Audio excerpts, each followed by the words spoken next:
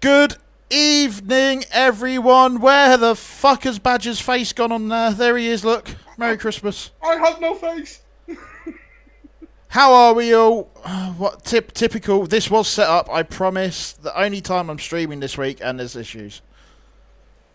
There we go. Anyway, greetings and salutations, people.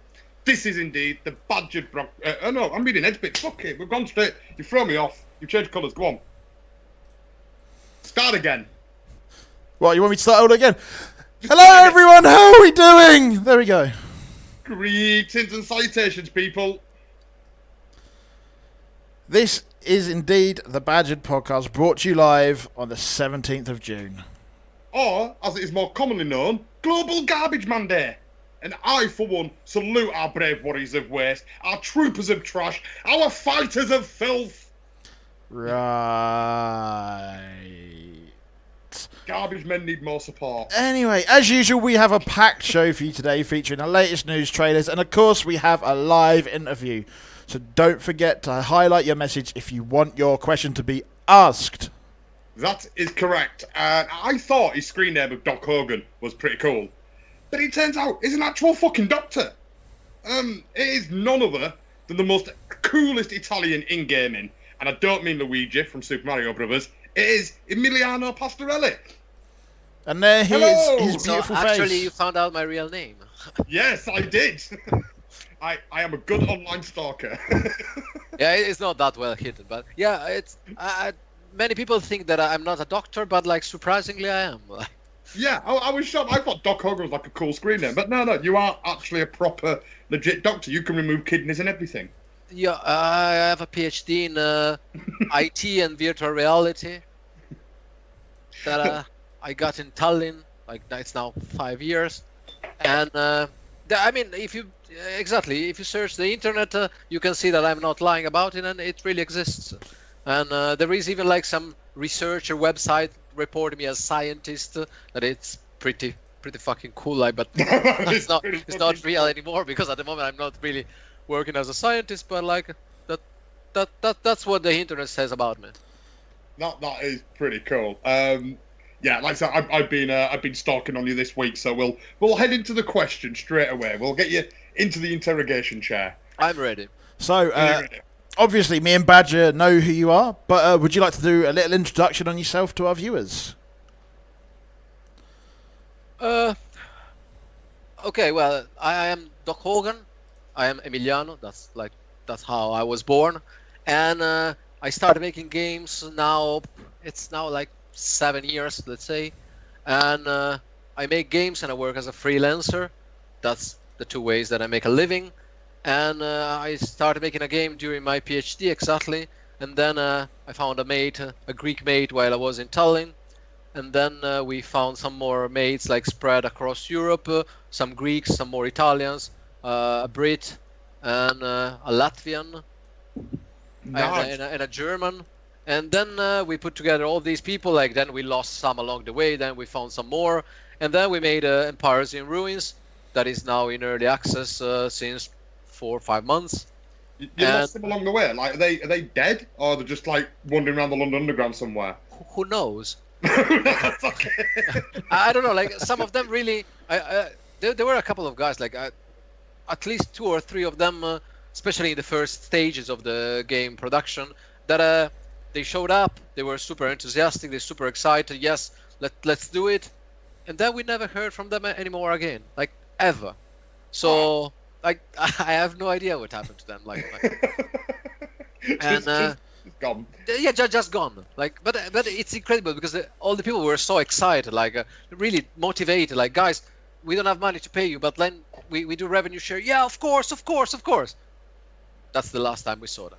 Okay. I mean, So, as soon as there was no money, they vanished, basically. yeah. But then at some point we got lucky and somehow we found the right team. Let's say 3-4 years ago, we more or less found a stable team, and that's the same team that we have right now. And we are splitting the team in some sub teams for some other projects. But like now the people that are with us, they're apparently staying with us and they're doing fucking well. So that's perfect. And but like okay, I took like the tour for the story, but yeah, that was the old story. Like that's who I am. That's what I'm doing right now, and we are trying to make more games now to get out like not as many games as possible, but several games at the same time. So while we are working on Piracy and Ruins, we also want to get out like some smaller games, just like to both to cash in and to bring out like to build up a brand and a naming. That's what we are doing these days. Like I'm trying to freelance as little as possible, because freelancing pays the rent much better, but it's not as fun as making games. And my freelancing, I have to say, like it's kind of interesting because like I usually work for museums and events, and I make multimedia software, like either virtual reality or augmented reality or video game like software. So it's not too bad, but making games is a lot more fun. And Well, you burnt from a lot of our questions there, so we'll let Ed dive in and carry on. Yeah, so 4 years from leaving university with a doctorate to launching your first game, that's pretty impressive. How did the head lifeguard of... Now, I'm going to butcher this, so I apologise. La Teresa Beach? Is that correct? La Terrazza. There we go. Achieve such, like, a feat? Because I think like because I realized I couldn't be a lifeguard my whole life, even if that was really fun. And I was like that was like a summer job. Like in Italy, especially in my region, it's like pretty common that you do it. Like in in Italy we have a really long summer holiday for the school. We have like almost 3 months, and so it's really a classic that you get a summer job. And I think I started when I was 16, and I started as a helper in a kitchen. And for like 3-4 years, I was working as a cook during summer. And then I realized that there was a much better way to spend summer. And that was like, instead of like getting pale and sweaty in a kitchen, in like a red hot kitchen, chill out by a pool where the girls are. Exactly. And as I live on the seaside, like in Italy, then that was like the perfect choice. And then I also, when I moved to, because I started studying in France, and then I moved to Italy. And then I moved to Germany, and then to Estonia, and then back to Germany. And then like now I'm in between like all Italy, Germany, and Estonia. And I kept on doing the lifeguard for a while, but then at some point I realized, okay, like it's fun, but now I would like to have some holiday during summer as well. And that gave me also some more free time, of course, because during summer I kept on working also during the PhD on the game, and then that's how it rolled. Like then. Well, I just found it quite funny to see on your LinkedIn profile was all these impressive computer engineering and science job titles, and then lifeguard. Yeah, but that's my favorite probably. I just found it quite funny. I was like, oh, that's brilliant to see. And during not during all the summers, but like during 2 or 3 of the summers, I was also working as a cook in the kitchen when I was working as a lifeguard. So I was starting at 7 in the morning as lifeguard. Then at 11, I was taking a shower, and then I was getting to the kitchen of the same place. Then a new lifeguard was coming in and working as a lifeguard. Then I was working as a cook until 2. Then I was taking another shower, and then back as a lifeguard. That was my summer. Like that's a long day. That's no summer to yourself. That's a really long day. I mean, I used to work in kitchens as a pot wash and a cook, and the hours there aren't fun. Yeah, like I really like to cook, but as long as I do it as a hobby. Like when you are in the kitchen, it's not fun anymore. Like it's hell. Like yeah.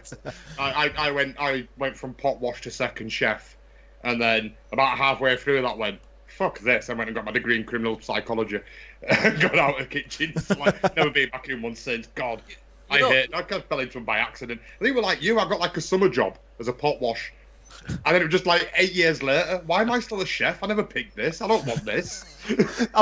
Wait, so all three of us started out as a pot wash, and then we stayed in kitchens for a stupid amount of time. And ended up in the gaming industry in some capacity.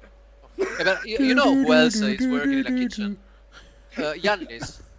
Yannis, the guy that you met twice with me at AGX and Resda. Yeah, he also works in a He's kitchen. got a beautiful beard. He has got a beautiful beard. Yannis's beard looks like at any time a fist could dive out of it and punch you. It is beautiful. That's the kind of beard I like. The beard that It can has like defend this itself. density, like it looks like a Greek statue, but painted like so. Like, Yeah, it like does- someone's chiseled it out of marble and painted it in. exactly. Like, but really nicely, Brilliant. finely sculpted. Anyway, but before we go on to some really weird topics, because that does happen, honestly. So you got your masters and your doctorate at Tallinn University in Estonia. Exactly. How was the university? Awesome. Like especially the Estonian part of my university was really nice. The Italian part was the very first part. I was not such a good student, but then at some point I realized that okay, either I do it well or I don't do it at all. And then I got like super like strict, and from being super lazy, I started passing all the exams. And then when I moved to Estonia, I kept to that trend. And then I really enjoyed the university there. Like I even enjoyed the PhD. Like a lot of people struggle a lot during the PhD, but my PhD was quite pleasant, I must say. And I had like an office job there as an engineer in the Institute of Cybernetics. And so I was doing like my PhD together with this like technical job. I was building a virtual reality system. Like it was like a multi-screen system that I had to design and build physically. And together with this, once in a while, I was making some exams. Like it was really like super nice. And I love Estonians like so. So would you recommend Tallinn University to anyone wanting to get Absolutely, into the games yes. industry? Yeah. Yes. Like consider that I didn't study any gaming there, but that was the university that brought me into gaming, because right there I was doing like classic computer science studies. So like a lot of also quite boring stuff. But I could pick some free exams, and one of the exams was game and avatar programming. And that was the very first time that I tried to make a game. That was like 2011 maybe, like 12, not that long ago, but like some time ago, but not that long ago. And so the professor gave us a project. I think I still have a book from that professor somewhere there. He gave us a project, like a free. He said like first 2 or 3 small projects, and then okay, this is the year project. You have to make a full game by yourself. And I made a game that was called Azator. That was a game about the Norse gods in a cyberpunk future. That was like kind of delirious, but I made it with Game Maker, and it was fun. I still have somewhere the pictures also. Like I made the illustration myself. Like it, of course, like you could never commercialize that game, but it was still like quite fun, like for a first project. And that was like I think the sparkle that started it. You said you were doing a lot of boring old stuff like computer science at Tallinn, but you were doing some, by the sounds of it, some really cool stuff as well. You were working like cybernetics and the forefront of VR and stuff like that, weren't you? Like theoretical VR and stuff, if I read it right there. The VR part was pretty cool, but you also do a lot of highly theoretical stuff on math, on physics, and I never liked that. Like it's necessary for my studies, but like for example, I had a classic linguistic high school, because that was the one with the lesser amount of mathematics. That's why like the first year of university they tore my ass open, and they tore a third one, because like I didn't have any preparation or whatsoever in mathematics. So I didn't know even the basics. Like so when the first year of university was in France, and they really destroyed me. That's why like the next year that was your sink or swim year. Is that the year that made you then? No, that broke me. Like, but it was the year that destroyed me, and then from there, the next 2-3 years in Italy, I was still destroyed, and so I was partying instead of studying, let's say. Yeah. But that was like the first impact was due to that, because I did hate mathematics since ever. I only liked the geometrical part of mathematics. Like that part I could cope with, but like algebra or complex mathematics was like, and a lot Do of you the still I like think today then? Do you still hate maths today? Or... yes.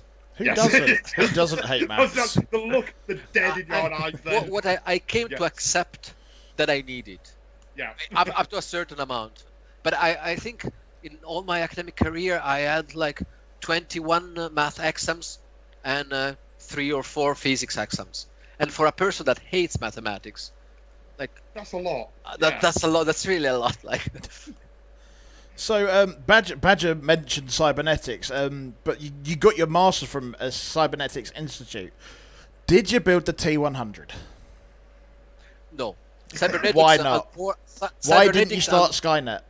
Unfortunately, cybernetics is a lot less cooler than people think cybernetics is as a definition. Cybernetics is basically a mixture of physics, mathematics, and some computer science, but highly theoretical. That's the pure definition of cybernetics, basically. So it's nothing like fun, like at all. As soon as during my online stalking, as soon as I read the word cybernetics, the first thing popped in my head was T100. Yeah, that's what everyone thinks You're about. working Like, something called the Cybernetics Institute. The Cybernetics Institute. Why? You have no excuse for not building a T100. The Cybernetic Institute is like an institution that comes from the Soviet time in Estonia, and so that was really a highly theoretical, physical place. Somehow, cybernetics came from some definition or some translation that I have no idea of. I also expected I have to say, next to us there was the Biorobotic Institute, and they had a robotic salmon. And that one was much closer to the Terminator machines, but there was a salmon. That was not really that impressive. A fish I could British finally man. eat. As a British man finding out they've got a Cybernetics Institute and they're not building Terminators, I think it's my duty as a British man to write a strongly worded letter to the university. Send it via carrier pigeon.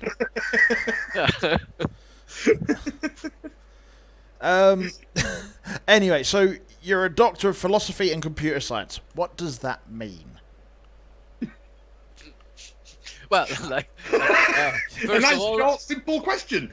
I have really, really cool business cards that can report the PhD thing next to my name.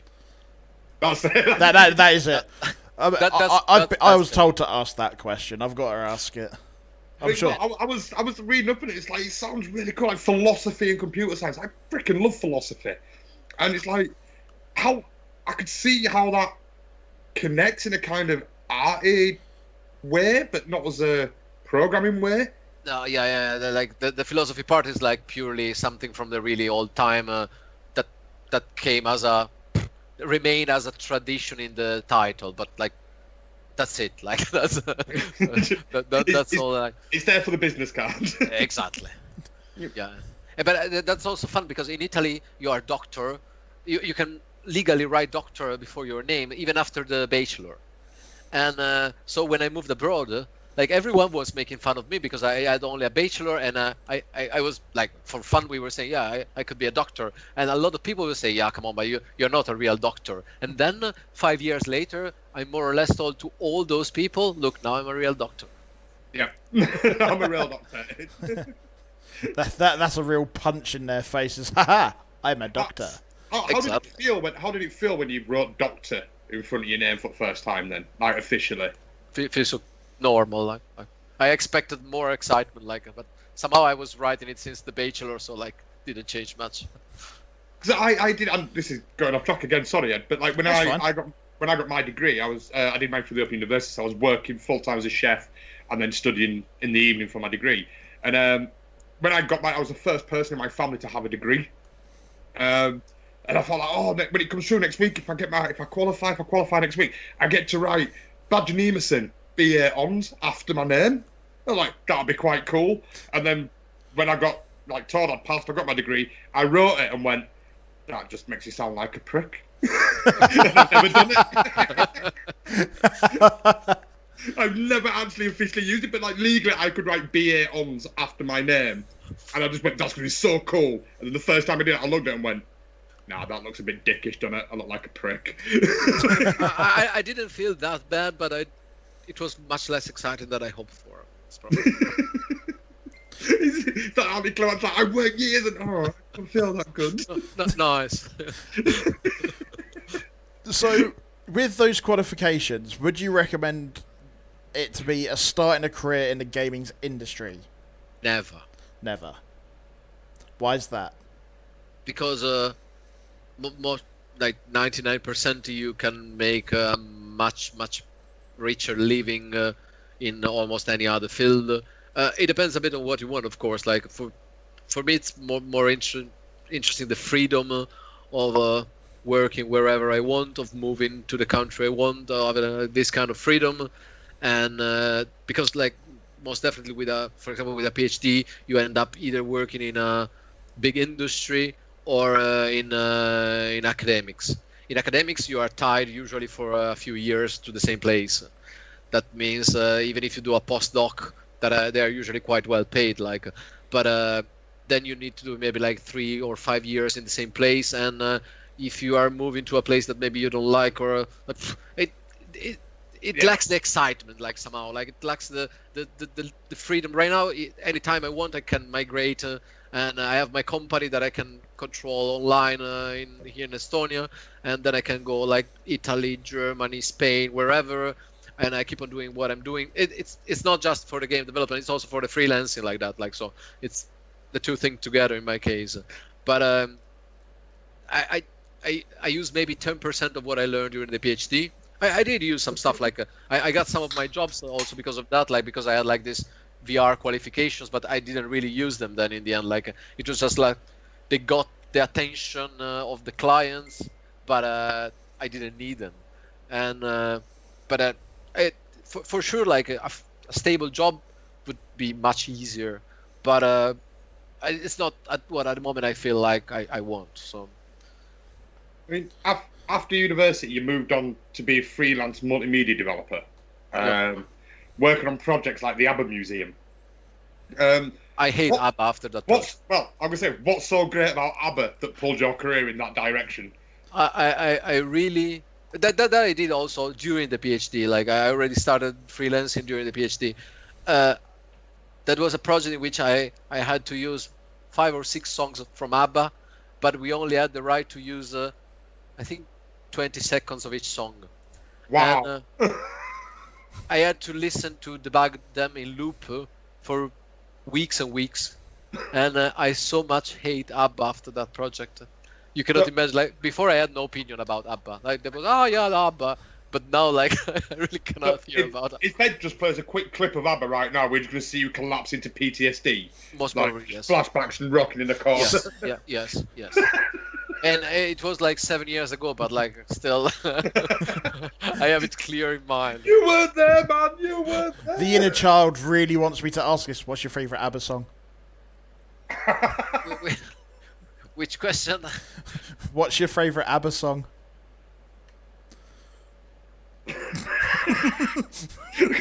Just not answering that question at all. What's the next question? What's the next question? What's your least favourite ABBA Dancing song? Queen was quite okay.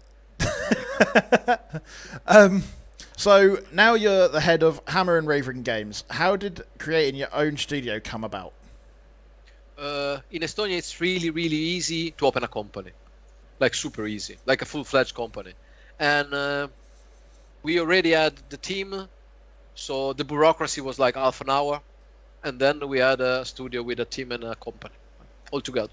That was really like that was the easiest part, probably. Definitely not probably. But why create? You're going into game development, so it's obviously your career. Your studying up to this point hasn't been about game development really, and then now suddenly you go to open up your own game development company. Like how? That's a bit of a change from your career path to suddenly. But not just making your own game, opening your own studio. How do you come to that decision? The thing is, like, I can use the studio legally also for freelancing. Right. So that made everything a bit simpler. So you've got your things in a lot of pies, but it's all in one place. Exactly. Yeah. All right. That's pretty cool. That's pretty cool then. Yeah, because it's just weird. I was trying to put together doing the research how like you've got this very academic career. And now I own a game company. Like, there's no like junior junior development role or junior Yeah, software engineer? because Just- the academic no. career gave me a lot of free time. Like, surprisingly enough, like, because a lot of people say that they don't have a life during the PhD. My PhD was not, I mean, I had to work a lot. I had to, like, go to conferences and write articles and everything. But I also had quite some free time. And that was, like, the perfect occasion to start both freelancing and game development while still having a salary. So it was like a smooth onboarding on the Smooth game. transition. Yeah. Yeah, exactly. So, your first game is Empire in Ruins, recently launched. Would you like to explain it to our viewers? I mean, they've seen me play it, obviously, but to the people that weren't there at the time, where you got to watch me really muller it. Piracy in Ruins is the bastard child of 4X and Tower Defense. That means we did merge together some grand strategy or 4X elements with a big campaign, and the battles are fought in a tower defense RTS style, let's say. So we took like from several strategy genres, like the parts that we liked the most and we thought that could go together, and surprisingly they went together. Like at first, like nobody believed that it would work. Right now, not everybody might like it, but everybody had to confirm, yeah, surprisingly it works. Like every review or everything that we saw, even videos, like there is always this surprisingly it works, and I really like to see it because like it confirms that the original idea was actually not so wrong. I'll be honest. The first time we met was Resd in 2018, I think. EGX, like the EGX. Sorry, yeah. And I knew about because I got the email through like you do. Like in my case, a couple of weeks before Resd, you get this kind of, "Hi, we've got this game. Would you like to book an appointment?" And you have to sift through which sound interesting and which don't. Look at trailers, and it's quite hard because sometimes you miss really good games, but you don't have time to put everything in. No. The first thing I heard of Empire in Ruins and you guys when I got that email through, and I was like, first thing, you described your game as a bastard child. I like that. and the second bit was, this won't work. This can't work. I have to go check it out. You did. And it was I did, and I fell in love with it. I've been following you for years now. But yeah, I'll be straight up honest. As a reviewer, I saw Tower X and Tower Defense and 4X, and just went, nah, that's not going to work. I need to go and see this shit show, and was pleasantly surprised. Yeah, but because like I think it's that made it a niche game because it merges like turn-based and real time, and there are like people that like to play real time and don't like turn-based, and there are people that like to play turn-based and don't like real time. So we lost users on both sides because of this. Mm-hmm. But at the same time, the people there is also a lot of people that play both, and the people that play both found actually quite like a lot of people use like words as refreshing, as innovative. Like I like the fact that they did appreciate the experiment in itself, and it was playable in the end. Like it was not just like there are a lot of indie games. They are beautiful experiments, but then they play like shit. Like you cannot play it because like yeah, brilliant concept, but once in practice. Well, this is the thing you did brilliantly, because I've seen you 3 times now at Expos. I've seen you at 2 EGX and at Resd once. No, 1 EGX, 1 Resd, I think. I'm sure it was 3. Anyway, but every time I've seen it, it's gone on a little bit better and it's moved on. No, it was 3 because the second time I didn't have you into interview. I didn't know you were there. So it's third time I went to it. So I've seen it like 6 months later, and seeing the progress on it. And every demo you've had has been the tower defense. Yes. So I'd never actually seen any of the 4X or its mechanics until I got my review key. Yes, yeah. But So also, I knew that was there, but I'd never seen it or played it. And obviously you can't show that in an expo because you've only got like 10, 15 minutes to show somebody the game. exactly. But yeah, it was like I knew Empire in Ruins. I knew what I was expecting. And then the 4X hit, and I was like, ooh, this is done well. This is new.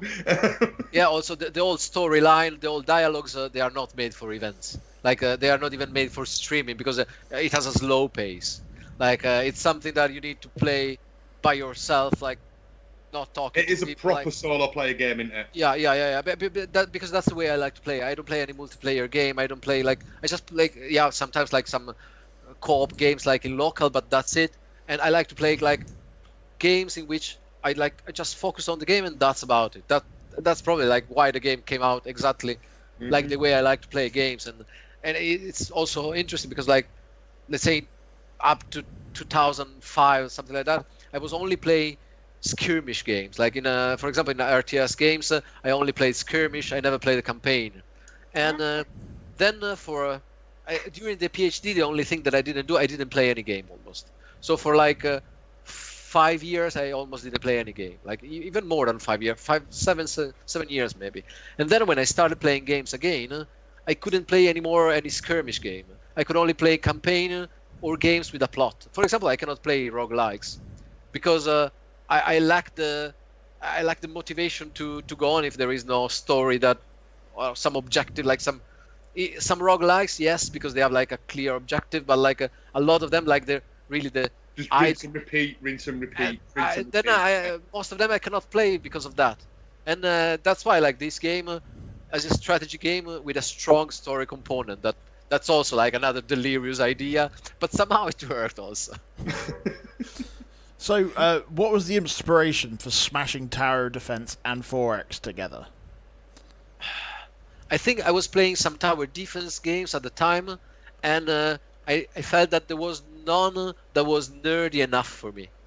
Like I felt the need of some of the, because I always play the strategy games, but I felt the need to bring some of the deeper strategy stuff into the tower defense, and that was the way I thought about doing it. Like it's done both in the mix of 4X and tower defense, but it's also done in the battle itself, because the battle part is like it's a lot nerdier than a classic tower defense. Like you cannot play as a casual tower defense because you saw like the enemies are attacking the towers, and you need to repair, you need to manage some resources. Like so, it's quite different. Like it has strategy. I try to bring strategy to tower defense, let's say.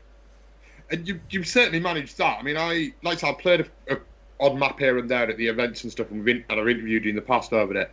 But I remember when I got the review kit, I was playing it, I was excited. And I remember one map, like, I've got this, I've smashed this, it's fine. And then the little bastard started digging under my towers. Yeah, all of that is made, like, because I never want people to be able to sit on their asses like they do on tower defense. Yeah. I was like, it's a tower. Yeah, I've got 2 more waves left, but I've got this. And like, Omnic, where are those little bastards coming from? Like, he's dug a tunnel under, you little twat! Right, quick, get him done. So yeah, it's very strategic. You can't just sit back and go, yeah, I've blocked all the routes up, I'm good. Because those routes mean jack. Yeah, until the last wave, you need to stay more or less focused. Like some players said that they bought it thinking that it was a tower defense, and they lacked the relax that they get from a tower defense. Definitely, it's not a relaxing game. Like, I mean, it's like it's a game in which you really need to follow what's happening all the time, and but that's how I wanted it to be. Like that's how it was meant to be. I mean, I missed Ed when he was streaming it, so I was busy with other things. But I'd have loved seeing Ed's face, like just doing the tower defense, packing all the routes out, and then flying units come in. Because I'd seen them at EGX, I would see it just like, yeah, I've got this. What the fuck is that? You can't there is the Zeppelin. The Zeppelin, if you take down the Zeppelin, but you take down on top of your towers, then it falls on your towers and destroys the towers. Can I say I've not got that far yet? Yeah, that was a bit. I'm too scared to play it because I'm shit at it. Bit like Hyper Parasite, really. I'm still scared to play that. It's one of those things, but you played away, you've got all the routes done, and you're feeling good about yourself. Then suddenly flying Zeppelins come in and start bombing you. So you manage to shoot it down, but it crashes into your tower anyway. Yeah, that's right. That's right. It was all tricks that we tried to introduce in order to prevent people from just, like, for example, fortify only around the castle. Because like in a lot of tower defense games, like everyone is building only around the castle or on the main path to the castle, and that's it. Yeah. Defend the castle and I'm fine. For example, the flying units, both the Zeppelin and the gliders, they both crash. And the gliders, they also crash. Like they don't crash in place, but like they keep on flying and then they crash. So you need to kill them far from the castle, and that means that you need to build towers that are a bit more vulnerable from the ground enemies, because they will be alone down there in the wild, for example. But that they are still the only way that you have to stop the gliders before they take the castle. So that was meant all to bring like some depth to the. You have a lot of game-changing units like that, though. I mean, you've got like I'm gonna get remember the name wrong now, but you've got like a warlock who just like you've got your towers built up, and then he just comes casts a spell, and that tower don't work now. The witch. Yeah. The witch. Yeah. That's it. Sorry, not the witch. Yeah, like just cast a spell, and your tower don't work now, and everyone just runs past it. And you're like, fuck. Yeah, the witch has I think 3 abilities. One of them is that in the area around it, all of your towers they get a really heavy malus, and then they can cast the spell, and like the ravens they start flying around the tower, and then the tower can't shoot for a while, and then they can summon a bear. I think every 25 seconds they summon a bear, and then the bear starts walking down the path, and the bear like doesn't have any special ability but can take a lot of punishment before dying. So that's where the bear came from.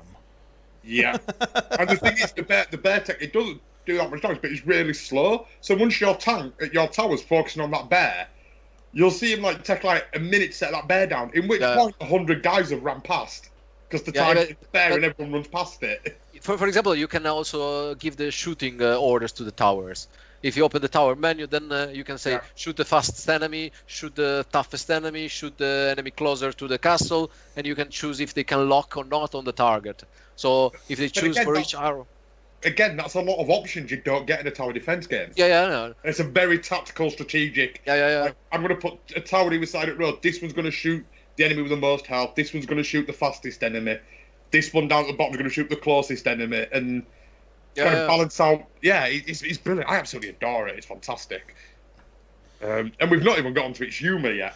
No, that's next. The humour and tone of Empire Runes is definitely unique. Was that intentional, or did it just come about naturally?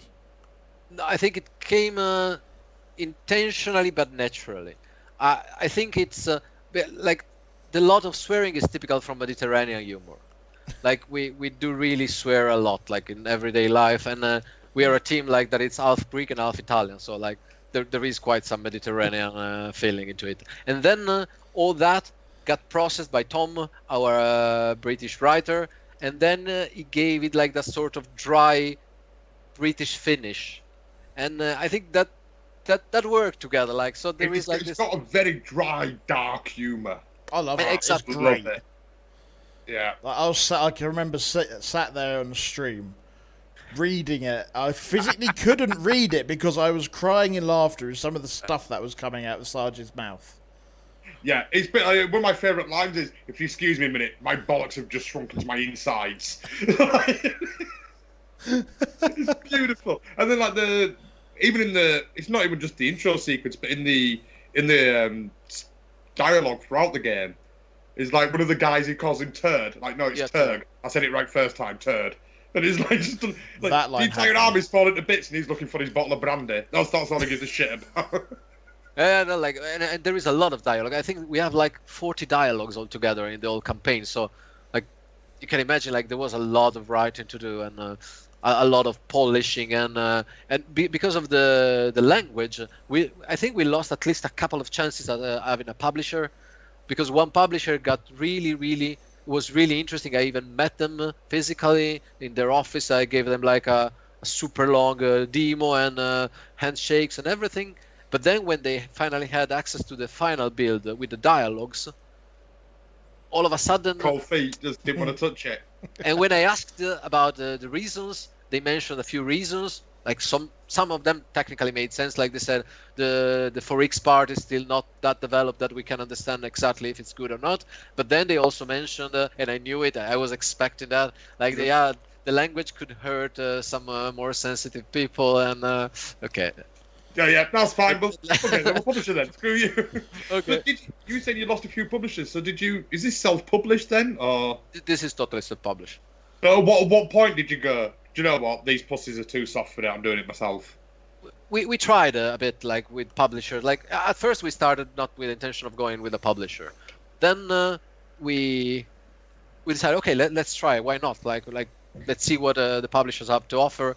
And a few of them, they contacted themselves. Like, so I think 2 or 3, like, they were the first one making the first step. Mm-hmm. And a few more, I tried to contact, but the only one with which it went a bit more far was this one that then we lost because of the language mostly. But all the other ones, like they always said, like tower defense is a genre that it's not trendy. And then they said like visually you have like 90s pre-rendered visuals that are not trendy, and then you have like drunk character that are like swearing a lot, and this is not always that trendy. At least not in strategy. Like They've just taken every bit of the game apart and gone, it's all shit, mate. yeah, like Ouch. a bit more That's politely. gonna But hurt. yes. That's gonna be a day in the pub after that meeting. But somehow we did expect it, like so. We were not even that shocked. Like we, like some of the critiques made sense. Some of them did address doubts that we also had. Like we also changed some stuff according to that. Like the language at first was much worse. Like so, I think we went through at least two polishing and reducing of the swearing, and it's still like you saw, like it's still like quite heavy on swearing, but. How much of that? How do you, like you said, you polish the language and reduce some of the swearing? How then do you balance that vision for this like visceral, no nonsense, take no prisoners language type of game to being commercially viable and like finding that balance? The thing is, like indie games can be a bit of everything, and they can either work or not work. You don't know, depending on what. And then we thought, okay, like that's. We lower it enough. Like for example, we did remove like the most obvious fuck some shit. We just left some shit. Like even the intro. Like the intro had a lot more swearing before, and we had to re-record. And we then because we had like in the old intro it did say like shit. I don't know, like 20 times, and then now it's only saying like 10 times. And then it's already like if you listen to it thinking, okay, I need to produce something that is. Rude but acceptably rude. At some point you find yourself in this zone in which you can say, okay, this is still a bit too much swearing. No, this is okay. And then once we realized, okay, we are not going to have any publisher anyway, then we say, okay, we just need to like it. It just needs to stay true to the original version, but softer, so that maybe we sell 10 copies more at least. It's that thing that like I think that swearing.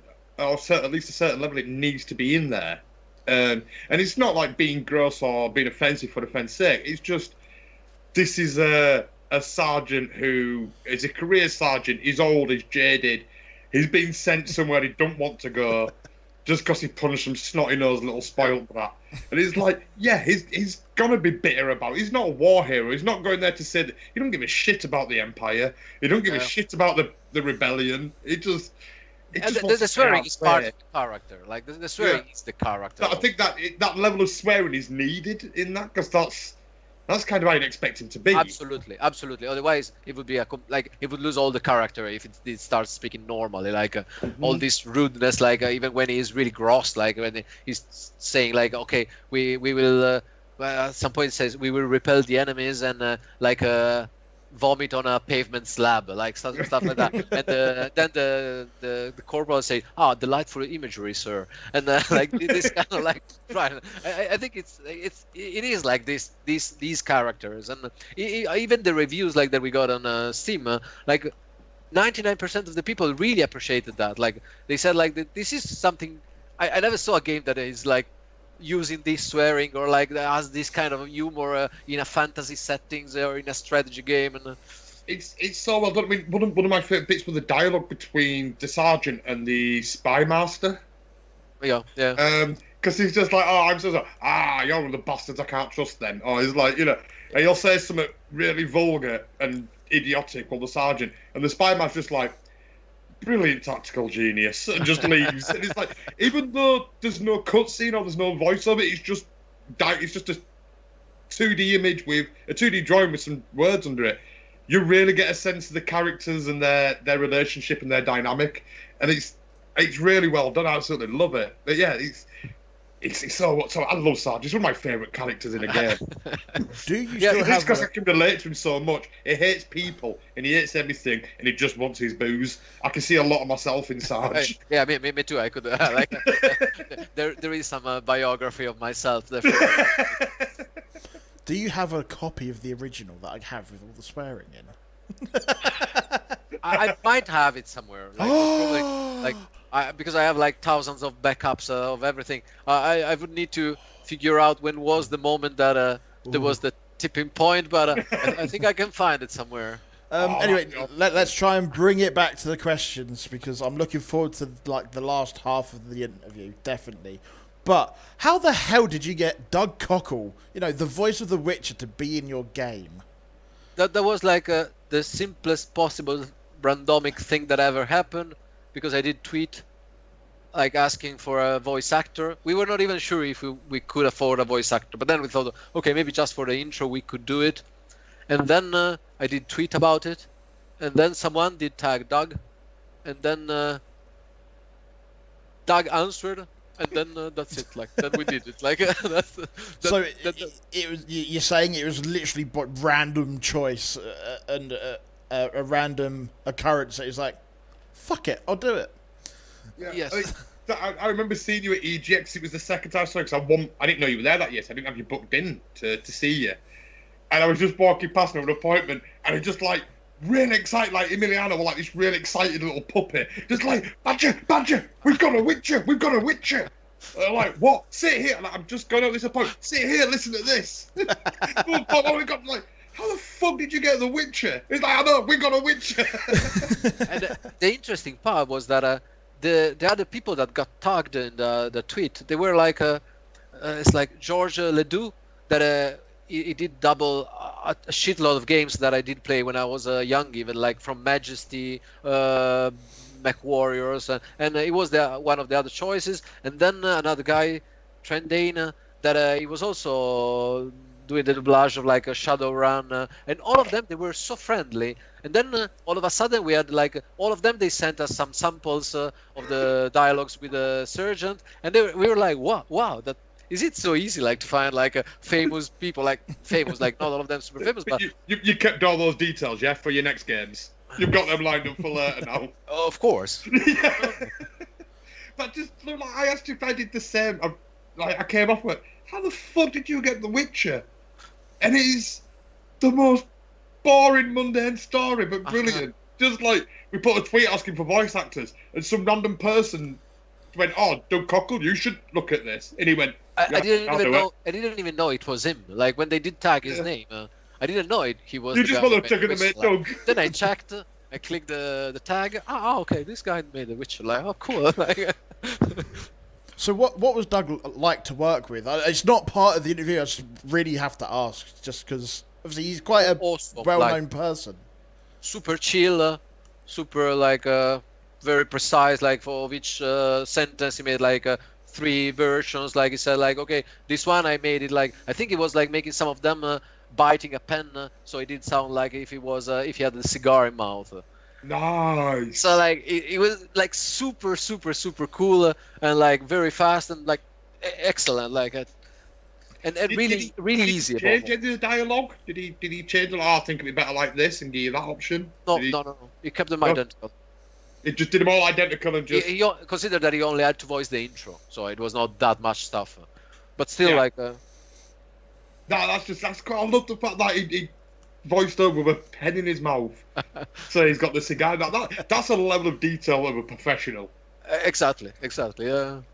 I was like when he wrote me, like he said, and then he asked me like, do you prefer this one or the other one? And then the other one was better. And then he said, I'm happy because otherwise I have to read the old dialogue with a fucking pen in my mouth.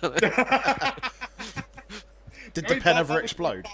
Intro, when we talk about the audio and stuff, I know it's a little bit off camera, but I love the fact throughout Empire in Ruins you've got this awesome bagpipe instrumental going on that is just fucking amazing. And that's your dad, isn't it? That's the payment for having woke up for years and years to the sound of a bagpipe 2 meters from your bed when my father decided in the weekend, okay, I wake you up with a bagpipe, and then he started like Scotland the Brave in my fucking room, and then like you wake up and it's like, the fuck is happening? And the cat was like hyper reacting, like there was the cat like starstruck. Is your dad Scottish? No. But why has he got bagpipes? It's actually not a Scottish bagpipe, it's a Occitanian bagpipe. Like, and we come from a part of Italy that once belonged to this Occitanian region that is it was part of France, like the old Provence, and then the part of the Alps, and my province is like somehow the very last province that belonged to that area. Right. And this is the bagpipe that they did play there. Like, so it has a different sound, and it looks a bit different from the Scottish one. It has different It's notes. not as harsh as the Scottish one. Exactly. I think the Scottish one had done my head in constantly over the soundtrack in the background, but this one works really well. It's really great. And I love the fact that it's your dad playing it. I didn't know there was this hatred behind it. He was the one that wrote the songs, and then we needed we needed some the other instruments. So we met basically we gathered some friends of that were in the high school with me, and all of them they did play at some point in some punk or metal band. And then we wanted to have this arrangement, like some sort of folk metal. We didn't want it too heavy, but we wanted a distorted guitar. We wanted a drums, and then we did for example, the drummer, he does play in a grindcore band. So it was really, we had to really slow it down. I was gonna say, he likes to go fast. Yeah, exactly. And it's wait, okay, you can also play a bit of that, but we also need a couple of. Yeah, and we then need it took them I don't know, 1 year. They were meeting, even if I was not in Italy, they were meeting every once a week in a recording room. Then they were trying the songs, and then they did record everything. One of them did the whole mastering and mixing, and then finally we had the soundtrack. It's a wonderful soundtrack. I love it. I'm dreaming of adding a couple of songs, but I need to to find the courage to tell guys, can you do one more, a couple more, because it was really a long amount of work. But I would like to have at least 2 more. That would be perfect. I want an Empire in Room Spotify playlist. Yeah, but at some point I have to I would happily have that on in the background while I'm working through the day. I'd love that. At the moment, I listen to the Yaga soundtrack a lot, which is another indie game that I love, but it's sort of it's Nordic folklore hip hop. Okay.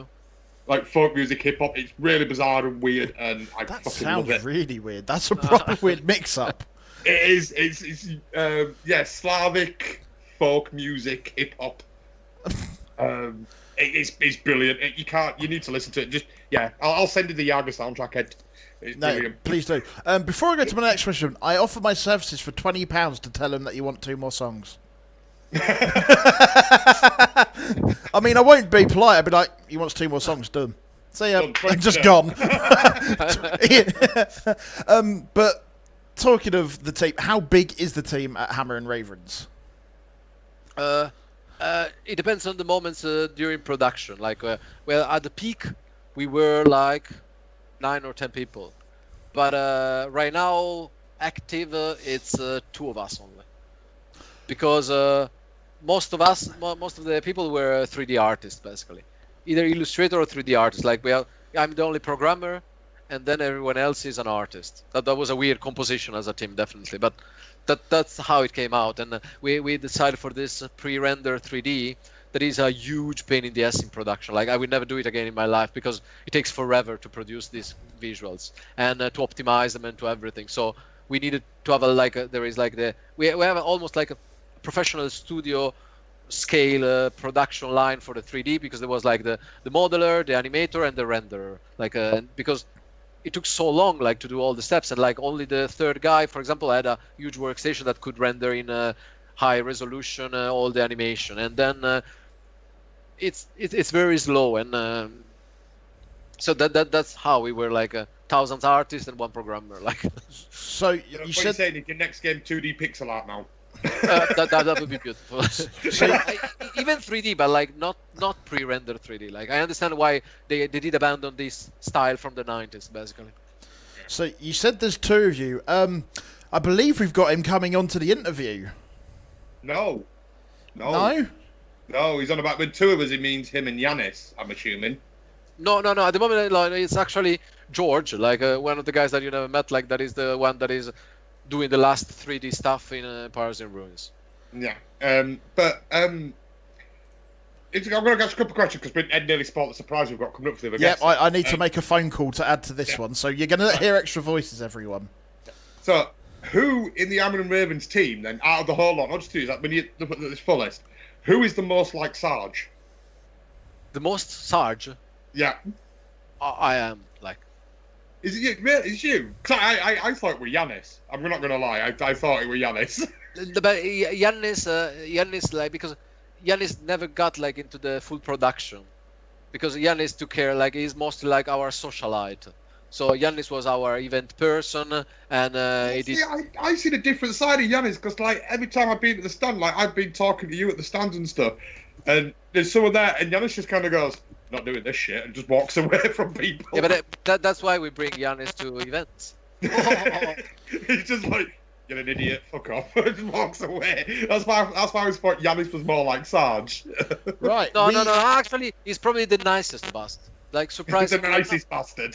No.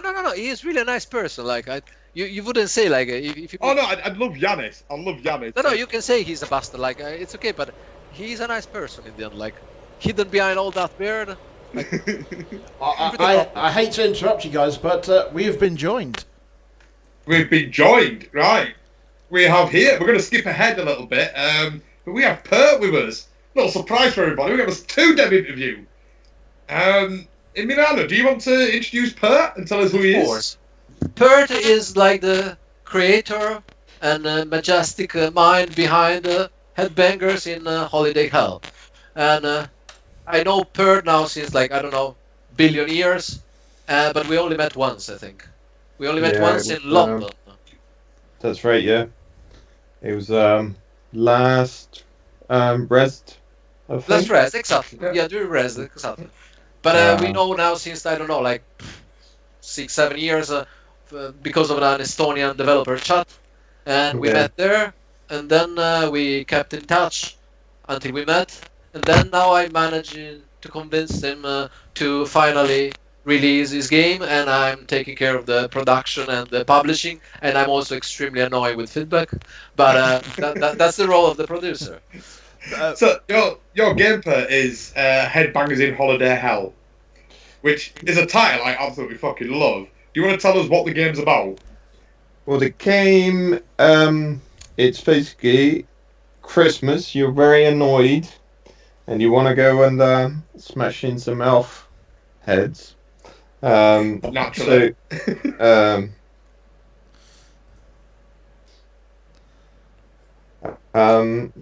sorry. Yeah, it's kind of. I'm kind of like.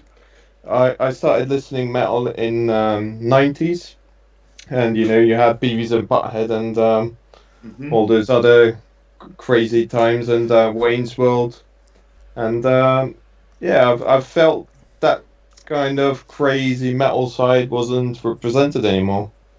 And yeah, I thought, heck, I'll do some kind of silly game, and I guess if you guys remember the Goblins game, like that kind of pixel art. Yeah. They had like popping comic book eyes, like doing crazy faces. I was like, that would work. That would be cool. And yeah, I started working on it maybe about a year ago, even. Did little itch version. Then we had. I live in UK in Cheltenham, well near Cheltenham, and if you know the Angry Video Game Nerd, yeah, like he's doing his kind of like retro gaming events every month where people go out, they play usually games. So I took my laptop in there, and people enjoyed it, and I was like, well, actually, yeah, I quite enjoy it making. And I might have something here. Yeah. Yeah. And it was like quite good feedback, so I started implementing that, and we were showing obviously with Emiliano, showing off like, oh look, well, I'm working on this thing, and yeah, I guess eventually we started adding more stuff. We found, well, Emiliano found artist for it, so yeah, we were plugging away. But Emiliano, when Perk came to you and said, like, he's got this game where you're running around the city as a bunch of metalheads killing elves in an effort to kill Santa Claus. Did you consider giving him a drugs test before you signed any contract, or? Actually, I think I heard about this game a lot before it started developing it, because it was one of the ideas that he had in mind, like probably at least 1 year before. He already mentioned it like a few times before actually started developing it, and I liked it. Like I really liked it. Like I've actually take a elf and smash the elf head in the wall right now. So like that was a dream. Like Yeah, that's true. It was. I think I sent you like 3 or 5 ideas that I had, and you were like, "Yeah, that one." And I was like, "Yeah, I was thinking the same one as well." Um, Well, you guys have just come straight off the Steam Summer Games Festival, I think, weren't it? Were you just Yes. streaming live for that? How did that go down? What was the reaction to that tonight? I have no idea. Like because Steam, like the Steam chat, like you see a lot of people linking in, you see like a lot of viewers, but then you have no idea what they are really. If they are like there, if they are bots, if they are like you never like you see the day after when you see the wish lists, then you understand like how it went. Could you not see much of the chat or interact with that then, or? No, the chat like there was little to no interaction, but even other times like when we released Piracy and Ruins, that the chat was even fuller. You couldn't see anyone speaking there. Like on Steam, they really don't speak that much. Like the one or two once and then type something, but that's about it. Like I think Does that make it feel like you're under more intense pressure, or does it make it easier? Like, oh, fuck, I don't have to engage with them. I can just sit and play. I actually don't mind. Like the only thing that I look at is like the number of people connected. Like when that number is rising, then it gets more exciting, of course. But that's about it. Like because you have no idea. Maybe it's really 25 Chinese bots that are looking at your chat. Like, so they can be everything. it seemed to get more when you just show like a really nice image and people click in and go like, "Oh yeah, damn it, no." How's it been feeling for you then, Perk, to have this idea that's come? Like, man, it sounds when you described it wasn't really intended to make as a full game. Now you've got this full game out there. You're part of the Steam Summer Games Festival. How does that feel to see it come like to fruition?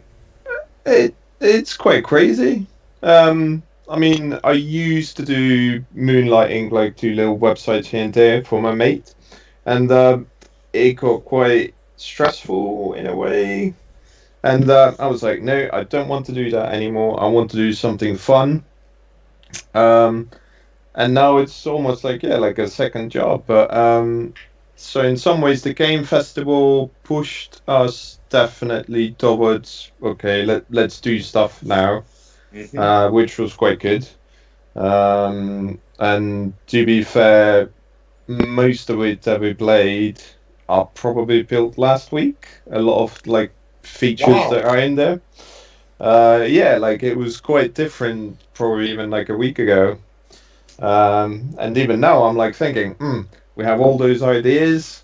That game's not going to be anything like once we're done with it. So, yeah, in some ways I don't have any expectations to just kind of go in and see, well, it's almost like a free hit, like, I'm not doing this for full time, so I didn't have any pressure to go like, Yeah, it's not like if this isn't a success, you're gonna lose your house.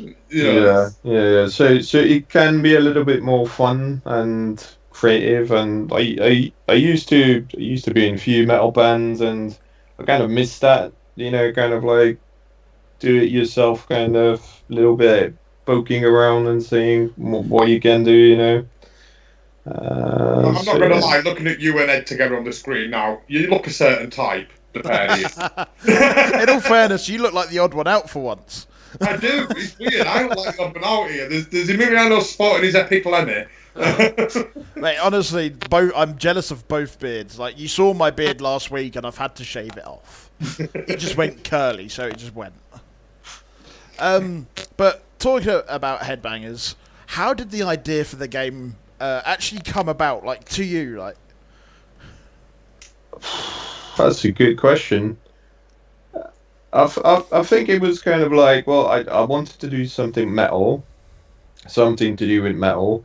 Um, I've never played, but I've seen the Zombies Ain't My Neighbors um, game, and I was It's a like, oh, wonderful game. It's one of my favourite games of my childhood. yeah. I hope it's as good as it looks, but really pain in the ass to do like all the walls and stuff. So I'm like, oh, damn it, should have gone with simpler solution then, but we'll get there. I honestly can't remember what was the kind of logic there. I think it was yeah, just something metal, like you need to fight with someone who's like the most anti-metal thing. Oh, like little happy elves that pop around. Um, I'm laughing because obviously I've played the game and I, I remember coming off of the stream to a mention on Twitter going, I came in at the right time saying, come here, you little bearded bastards. yeah, I think it was pretty cute, and it's kind of weird because it might look different, obviously, but when you're in there, you kind of go like, I'm not sure what we're doing here. Like one day you're like really happy, another day you're like, I know there's some dodgy stuff going on there, and in sometimes I'm kind of going like, well, what's the end goal? And the second, I think I only like managed to get like 2 minutes of your stream, and you said, "Oh, come here, you little prick," and I was like, exactly that's the thing That's what I was that like. we're. Well, I'll make it That's what even we're aiming happier. I for. was playing it last night and I've noticed some changes you've guys have made and Yeah. spot on so far. I'm loving it. I mean, I'm loving at the moment. There seems to be a trend slowly coming along of metal in games, especially in indie games. Like you've got headbangs out, but I remember about 6 months ago, maybe a year ago, there was a game called Coffee Crisis, where aliens invade Earth and you play as these two baristas in a coffee shop whose coffee is the only coffee shop with enough metal in its coffee to defeat the aliens. So you run around defeating aliens with metal and coffee.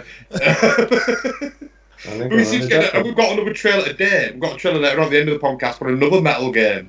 Yes, We definitely. seem to hang getting around for more that. and more metal into games at the moment. Is metal going mainstream? No, it'll never go mainstream. Don't. Well, you kind of say that, but there was like a little Aussie game, Ozzy Osbourne, for Yeah. the latest album. There was some kind of like a flash game, and to be honest, some of the ways, some of the like I've been thinking, like obviously I'm not that much of a graphic designer. I'm not gonna like meet my fans, meet the bands that I really like. Like I'm not the type of person that buys like a backstage pass or like it's really weird. Like Lemmy's was one of my heroes, and if I'd seen him in a bar, I'd be like, yeah, I can't go and talk with him. It just feels weird. But I thought if getting games in, that would be a really nice way to actually meet the bands that you care about. Like, oh, you guys want a game? Yeah, sure.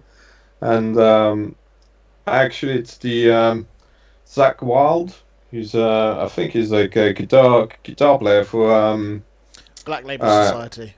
yeah, And and Aussie. Ozzy Osbourne. Yes. And his videos, every time he's goofing about, is like they're always like knock each other out. So in some ways, I'm like headbangers balls is like that's the showcase. I'm gonna go to Zach and hey, you want double dragon copy, mate?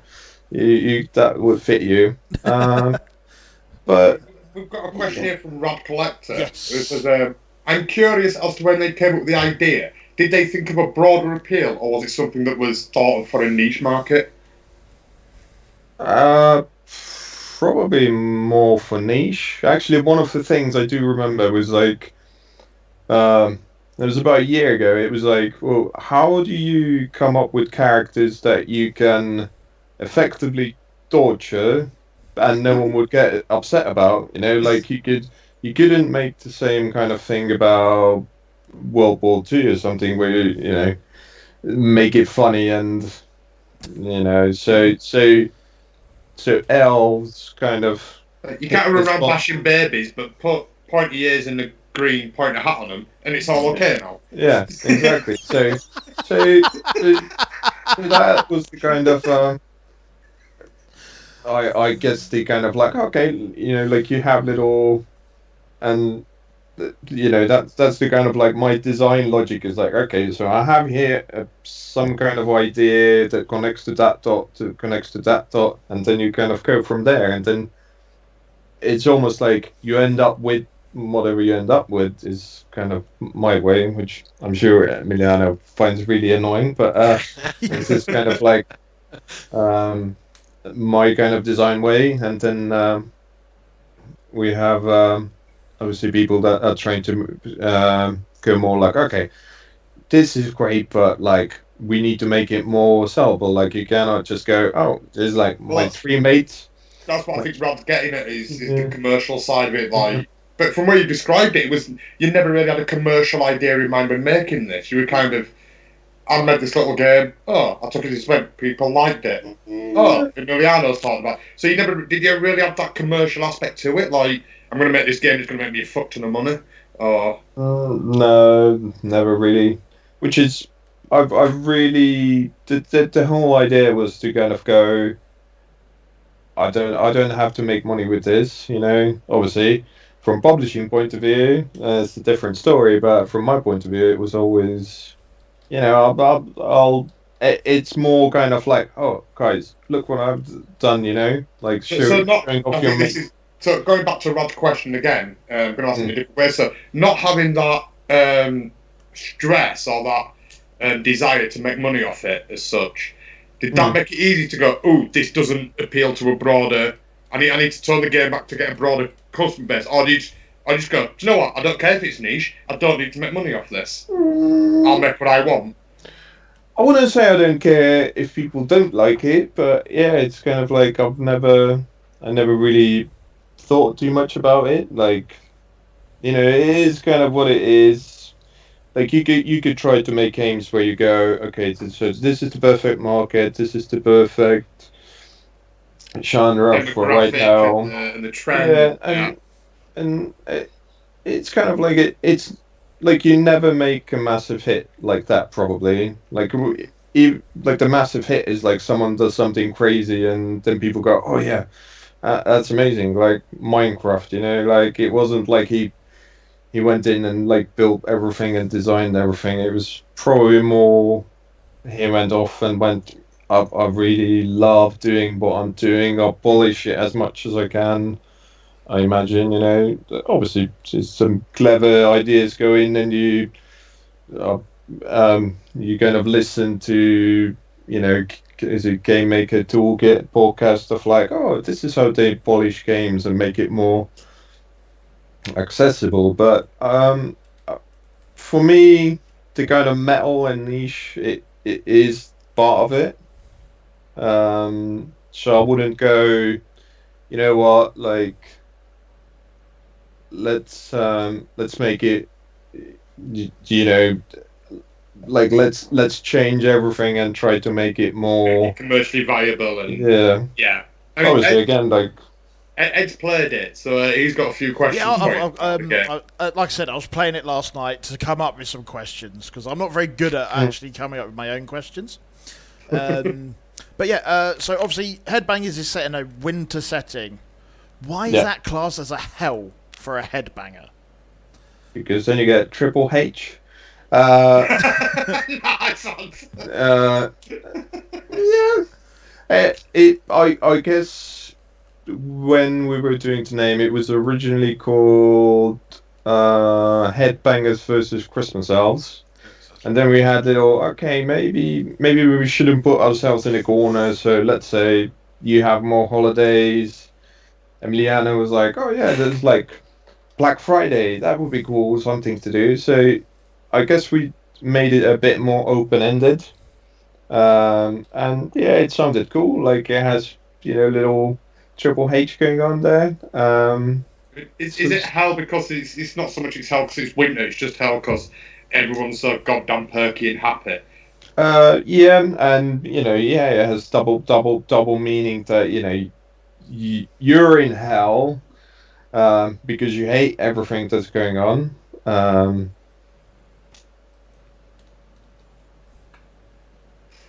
So in the headbangers, you play one of the headbangers called what? I can't read that question because he's way there. It's all right. It's fine. So what is the actual name for the main headbanger, the guy you run around with? And by any chance, was he based off of the god Lemmy himself? I guess we call him Banger Dude or Headbanger Dude usually. He is quite a bit. Yeah. Why wouldn't he be? I think there were a few characters, kind of like typical characters from a few of the biker movies, and he's quite close to Lemmy.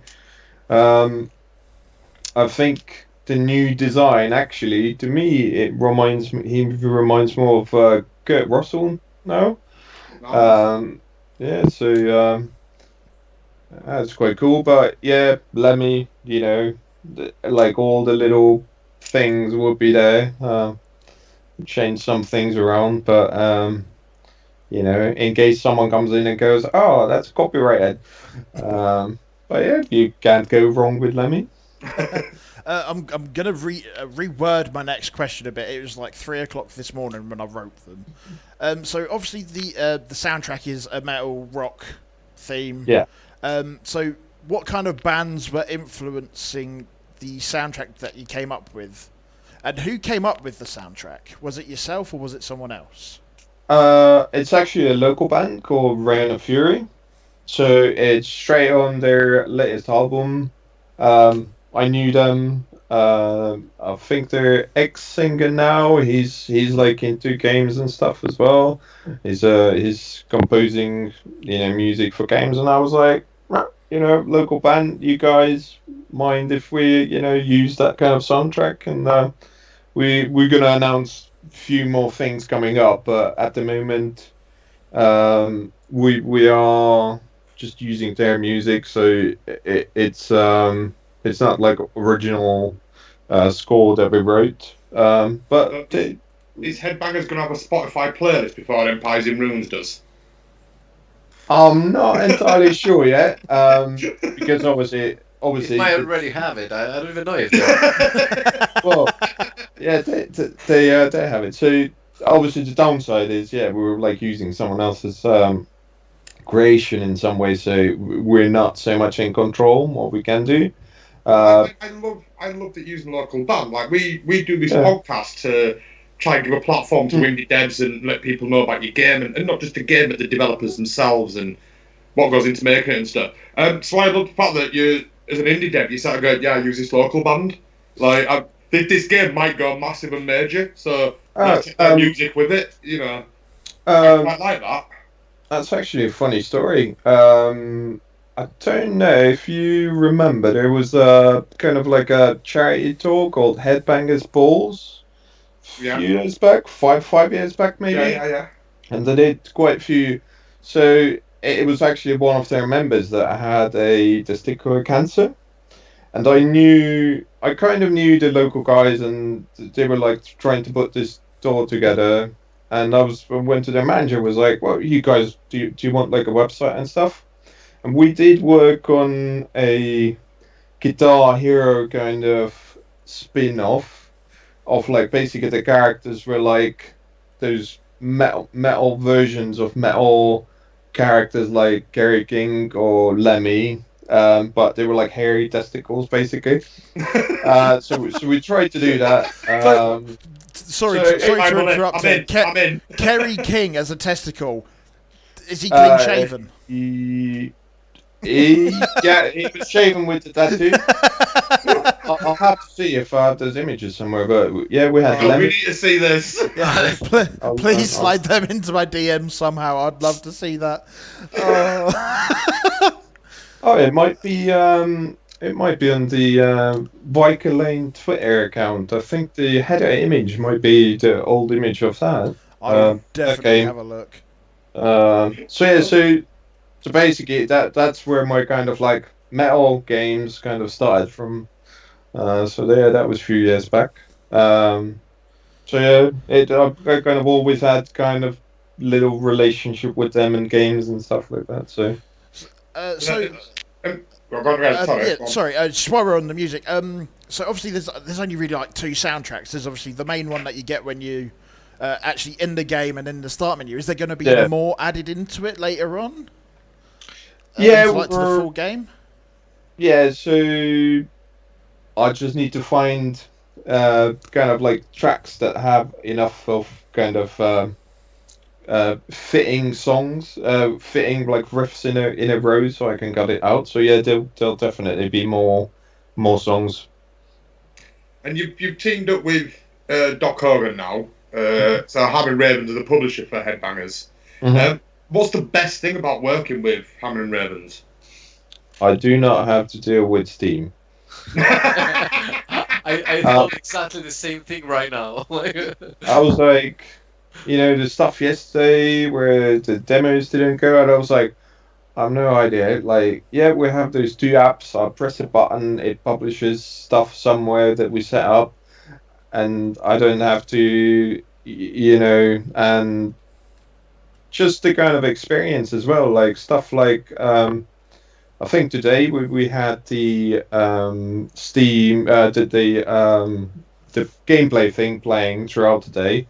And obviously, no one was actually playing, but I was like, damn it, that's like quite clever. Like, I would have never thought just to play even video if we didn't have time to, play. So, having connections and all that, it's kind of good to have someone that has done stuff already, so you don't like completely go in. Okay, I have to be creative, now have all these technical things to trying to figure out how those work. Now you're doing marketing. Oh, now you did this one thing wrong. Now your game is like no one cares anymore because you did this one thing wrong. So it's good. It like there's a lot of stuff I don't have to worry about. I just go in and do my little. Oh, look, I made the guy burn. Not my problem. That's yours, mate. You deal with it. Yeah. So of course, the question out of that is, what is the worst thing about working with Doc Hogan? Fuck. Yeah. Did you have to ask that? There we go. There we go. That's it. It's We've got cancelled. time. Game's cancelled. I guess in some ways, and that's not to do with like specifics, but it's more to do with my idea first was, I'm gonna do this for fun.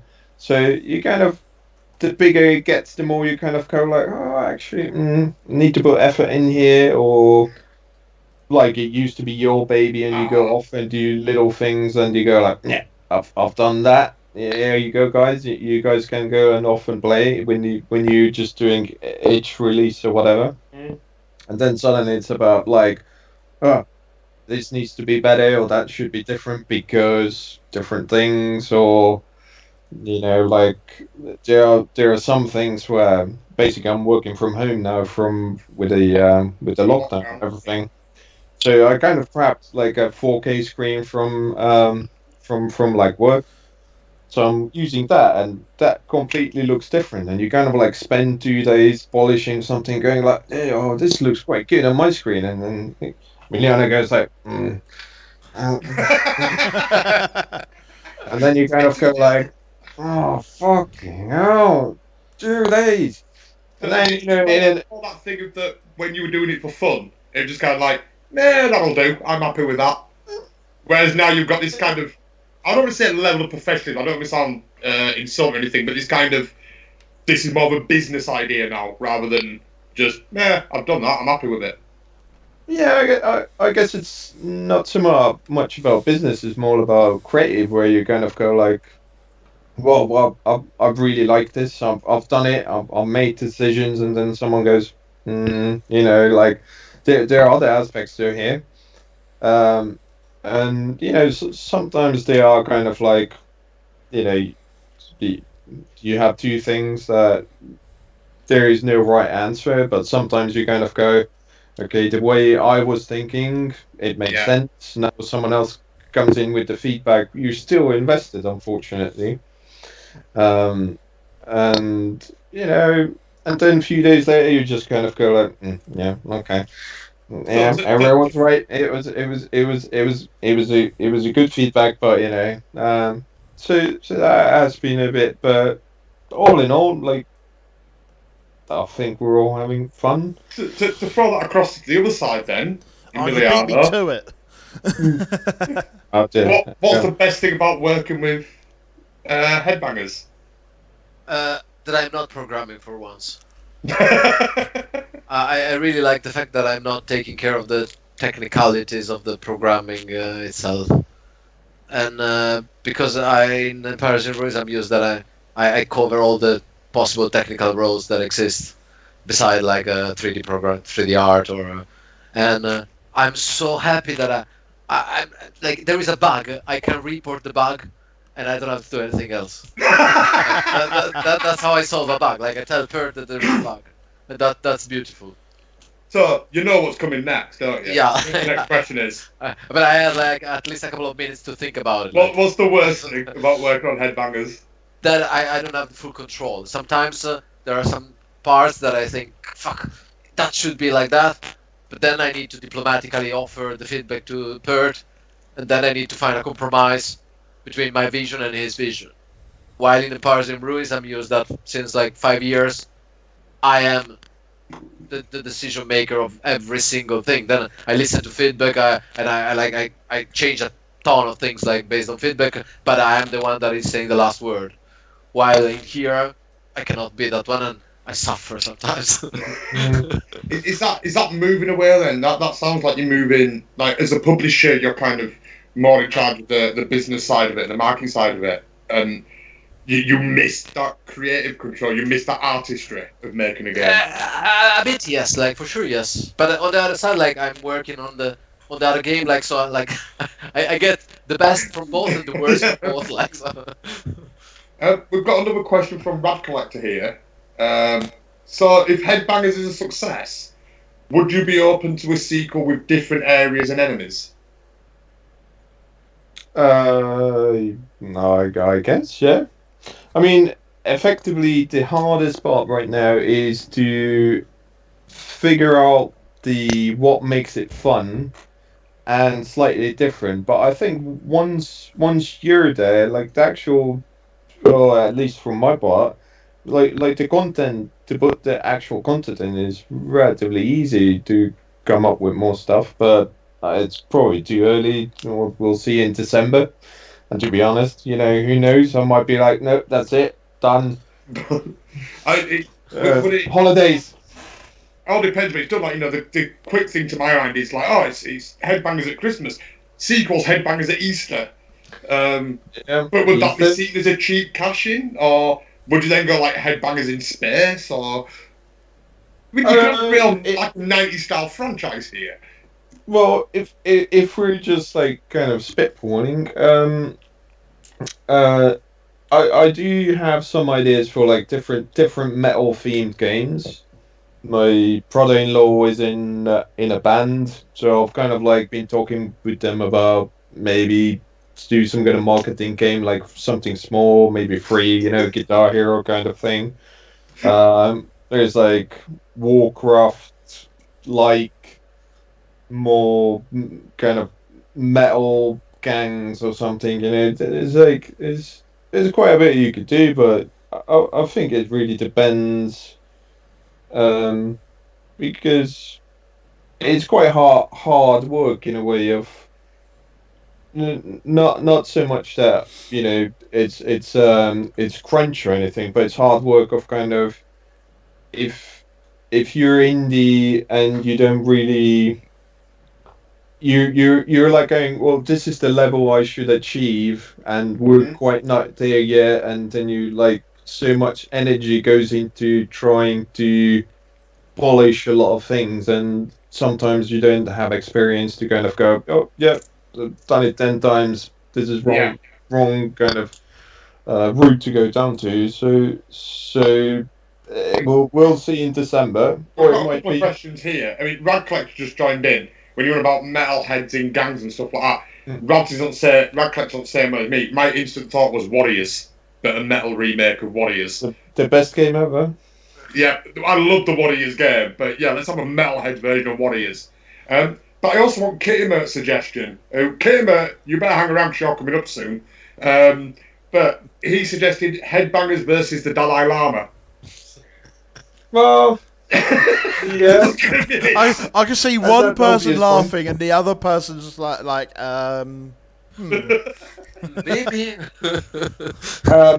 There was wasn't there some kind of disco's dancer's worst nightmare? I'm sure there was some kind of a beer drinking thrash metal band that had some kind of lyrics like that. So maybe that, that makes a bit more sense. Dalai Lama, I like the idea that we've got this indie game that Ed brought to my attention a few weeks ago. To now slightly discussing it like it's some kind of 90s franchise that has like ever expanding sequels and this came from something you were doing just for fun. You never expected this to be a commercially released game.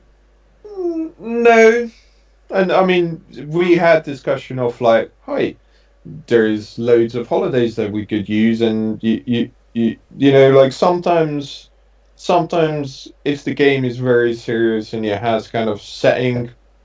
Like you can't take, let's say, Nathan Drake and put him in space fighting aliens, because that's not the franchise. Actually, come to think of it, they have zombies, so but this one, your franchise is starting off battering elves and trying to kill Santa Claus. So you've already got that ridiculousness. So you can go into space, you can go into pirates and. Oh my God, that's it. Let's headbangers on the high seas with a fucking what's the fucking band's just slipped my mind all of a sudden? Hailstorm? Yeah, that's the one with an Hailstorm soundtrack. Really? Yeah. Can you imagine fanny balls being played in the background while you're trying to shoot fucking pirates? Yes, I want that to be a thing. with a little Peter Dinklage fanny ball as an unlockable character. I mean, a little off topic here, but Hailstorm did do a competition where they were giving away a Nintendo 64 with a copy of their own little game. I don't know what was on it, but that was part of their new album release. Yeah. Headbangers on the high seas with an Hailstorm soundtrack. I'm down for that. Anyway, so let's bring it to the final question that I've been told I have to ask. So you're working on a third super secret game with Mr. Kittimer and Troglodyte themselves. Is that correct? That's correct. What is it? No, we can say like that it's a GBA port, a GBA remake more than a port to Switch, mostly to Switch, but it might be that it will end up also on Steam. And it's from a game that they made in 2001. The same, some of the people that are working right now with Mr. Kittemort, and we are working with some of the people that made the original one, but the original one somehow never made it in full release. I don't know, they had some problem with publishers. Like at that time, it was not that easy to be indie. Like so, a release at the time had a lot more bureaucracy and problems. So this game was finished. There is a version of the game that remain a sort of underground game, and somehow we decided that it could be a good idea to remake everything, like gameplay, story, visuals, all of it, and then we started doing it. Right, so you got all the riddles out of the way. What's the game called? I don't know if I can reveal, but I can reveal the original name. You can ask Mr. Kittimer if you like. He's literally in the chat right now. He's watching. Is he? It's just Kittimer said, you say Kittimer so well. I do, but he's not saying the name of the game. We want to know the name of the game. But what's the name of the game? While we're waiting to find out if we can talk about it, are you thinking about putting headbangers onto console? Console? It does play with the controller. I think I've been playing mostly with the controller. But no, at the moment, I think it's down to the K Maker Studio, which we use, like licensing fees and all that. Once we see the Steam, I don't know. Okay, so I'd say I'll is the definitely be answer right keeping. now. I'll be keeping my eyes on it because I cannot wait to get my hands on the full game. That's going to Well, get played until it breaks my hard drive, I think. I might have to send you some builds when I lose the motivation, so you can record me. Oh, you little bastard, come here, and I'll be like, yep. Let's go. Feel energized we, again. we need to clip the audio from that and have it slapped into the game without Ed knowing. So when he's playing on the next build, he hears himself shout back at him. I mean, I think it might still be there. I don't think I took it down due to the DCMAs that's going round. We're not touching on that, but just saying, I'm just covering my own ass there. Kitty Mert, tell us. Guys, while we're trying to get this out of We've got to get Kitty Mert to tell us. Is there anything we've missed? Is there anything you'd like to say to our viewers? I know you've got. I forgot what I talked about, like, so I have no idea. Empire Ruins it's in early access at the moment, isn't it? It's in early access. It's $14.99 on Steam right now. Do you know when it's going to be coming out of early access, or? Yes, in March. Beginning of March. We've just been told we're not going to be told what the super secret game is. Okay. Because Kitty Mert wants to come on the podcast with Doc Hogan to announce it. Okay, yeah, then we can do it next time. I might have to book that podcast off because that's going to be a nightmare. But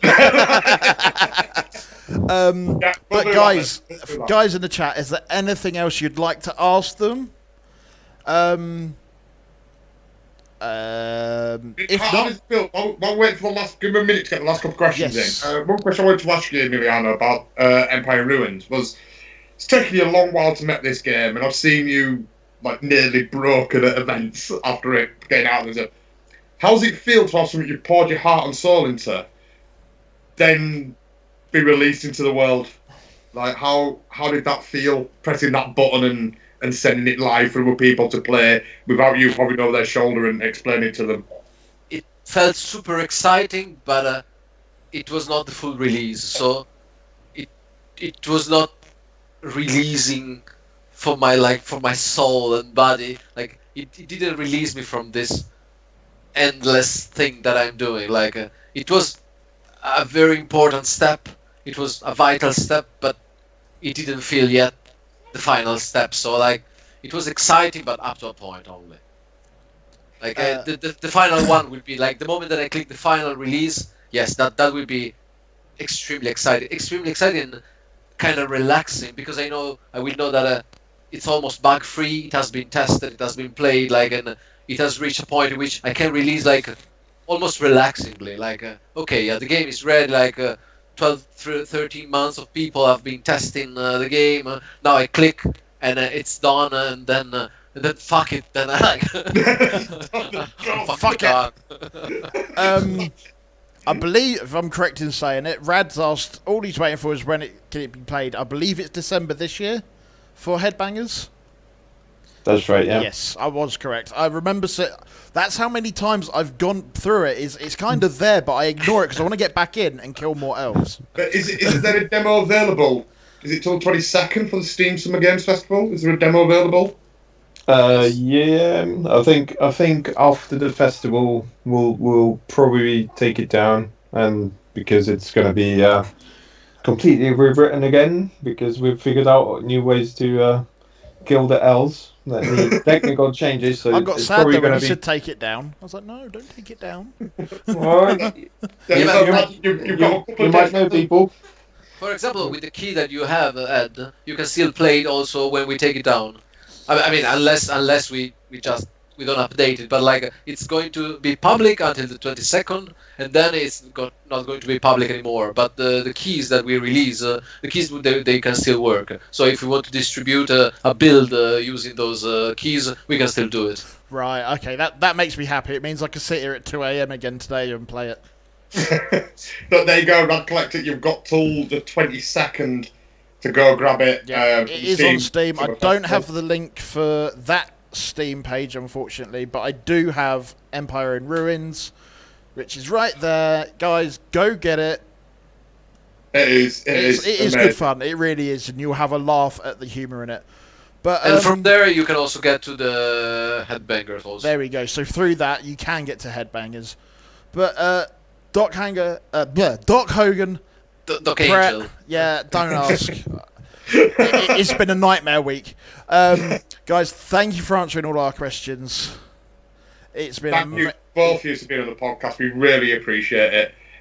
You've got 2 amazing games. I've not personally not played Headbangers yet. fucking but awesome. Kitty is down for my indie game of the year so far with Piracy. RP Golf's coming out in October. RP Golf 2's coming out in October. Headbangers in December. He's got a long way to go to hold on to that title, hasn't he? I'm going to officially announce my indie game of the year on the 1st of December. So, Kitty's got a long way to hold on yet. I think ours is 7th at the moment, isn't it? Oh, I might announce my game on the 8th. It's I like give time for nominations to open. Fucking yes. But guys, thank you for being here. This is where you get to tell us to go away, or however you'd like to word it, and get on with the rest of your evenings or days, depending on what part of the world you're from. Thank you very much, guys, and we will have you both back soon when the game's released. Cheers, Thank guys. you very much. Take Very care. excited for it. Cheers. See you later. Catch you later. So there we have it, guys. Surprise developer interview. Surprise double. No, we knew we had Doc Hogan on, but we Oh yeah. We knew early on this afternoon we were going to get we knew early on this afternoon we were going to get the developer for Headbangers in Hell on, and we just Headbangers in Holiday Hell, and we just kind of like we're not going to announce that, we're just going to surprise people on it. So those people that didn't come on, we've missed out. Just quickly, guys, you get to leave the Skype call. You don't have to hang around. I can hear an echo. You can if you want. I just heard an echo. I heard a voice in the background, so I just jumped to Skype quickly. Do you know why I'm going to leave? Because on the balcony, I have 12 liters of beer that I was brewing today in the morning, and I still have to finish pitching the yeast because it was too hot today. So now I had even if I would like to go to bed, now I go outside there, grab fucking beer, and now start doing all the. I need to work at least half an hour so that the yeast gets ready for fermentation. I start brewing my own cider in about 3 weeks. I'm going to start brewing my own cider for the first time ever. I'm looking forward to the glorious mess I'm going to create. With the lockdown, I have been brewing 130 liters of beer in 4 months. Everywhere I have beer. I have beer all over the place. Right. You're apocalypse proof. I cannot fucking stop. I cannot even stop. It's too exciting. And then I keep on ordering more malt, and then I keep on ordering stuff, and then I keep on making more, and then I bring it down to the basement, and then I brew more, and then I bring it again down to the basement. I'm losing it with this fucking beer. That is going to be one hell of a post-lockdown party. Yes. Yes, it is. Well, you enjoy your brew. I love it. Hi. Hi. You're live on Twitch. She's done lots of drawings and ideas for the games. Awesome. Oh, awesome! You're the artist. You were saying, oh, it's not for kids, then. Oh. I play it sometimes. I play it. It is for kids. I'm a huge kid, so it's fine. But guys, again, thank you for being in it. Like I said, you get to leave. You don't have to if you don't want to. If you are going to hang around, Bye. if you could mute yourselves. Bye. Bye. See ya. Then I'm off to brewing. But when you brew cider, let me know, because I also want to brew cider. I also already bought all the stuff, and this summer I mean to try with cider as well. Yeah, I've been told to start with cider because I ultimately want to brew mead. I also brew mead. I made I've been told to start with cider Can and you then send move me on to some mead. But both of them are quite easy. Mead was the first one I screwed up, but because it was my mistake, and then I made another 5 liters of mead. I tried it 2 days ago. It was pretty good. Very dry, but pretty good. But I've already warned my friends. I'm going to get brewing. I'm going to start brewing like a motherfucker. So everyone expect bottles of Stop Upset cider for Christmas presents. Right, guys, we have to get on. I'm afraid, as much as I'm we're sure going. you'd all like to talk about beer. Yeah. Trust me, I could get into it because I want to do Mead. So, But we're going to move on to trailers now. And, we like to bring you the weird and wonderful fucked up trailers. yeah. We'd like to try and bring you one a week. Boy, are you in for a week. Yes, moving swiftly along, it is time for the trailers, and Badger is incredibly proud of the first trailer. Well, the first two. I dropped the first two. Like, I like to bring you a weird and wonderful trailer like Let It Die or something like, not Let It Die, just Die Already. We had the other week, and Just Die Side Already. Hotel. Oh, two games I really want to play. I love to bring you weird and wonderful trailers. I've got you two this week. Yeah. I'm treating you this week. And first up is a game called Fight Crab. Does exactly what it says on the tin. We saved $85 by literally clicking twice Awesome. and installing a free We get an Okay. advert. Anytime Yes. you check out on your Adverts. computer, it will search the entire internet, I've and if forgotten it how finds to a do coupon it. code, it will apply it. Here's how Honey works. We're currently on Macy's. We have a Wait for it. $279. Fuck off. Get going. There we go. This is beautiful. This is crabs with katanas. And weird lightning. And halberd. I think at one point one of them had Darth Maul's lightsaber. I know, fans of course. One's got a chainsaw there.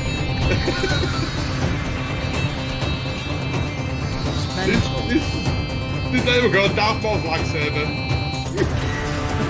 It's over, Crabberkin. I have the high ground.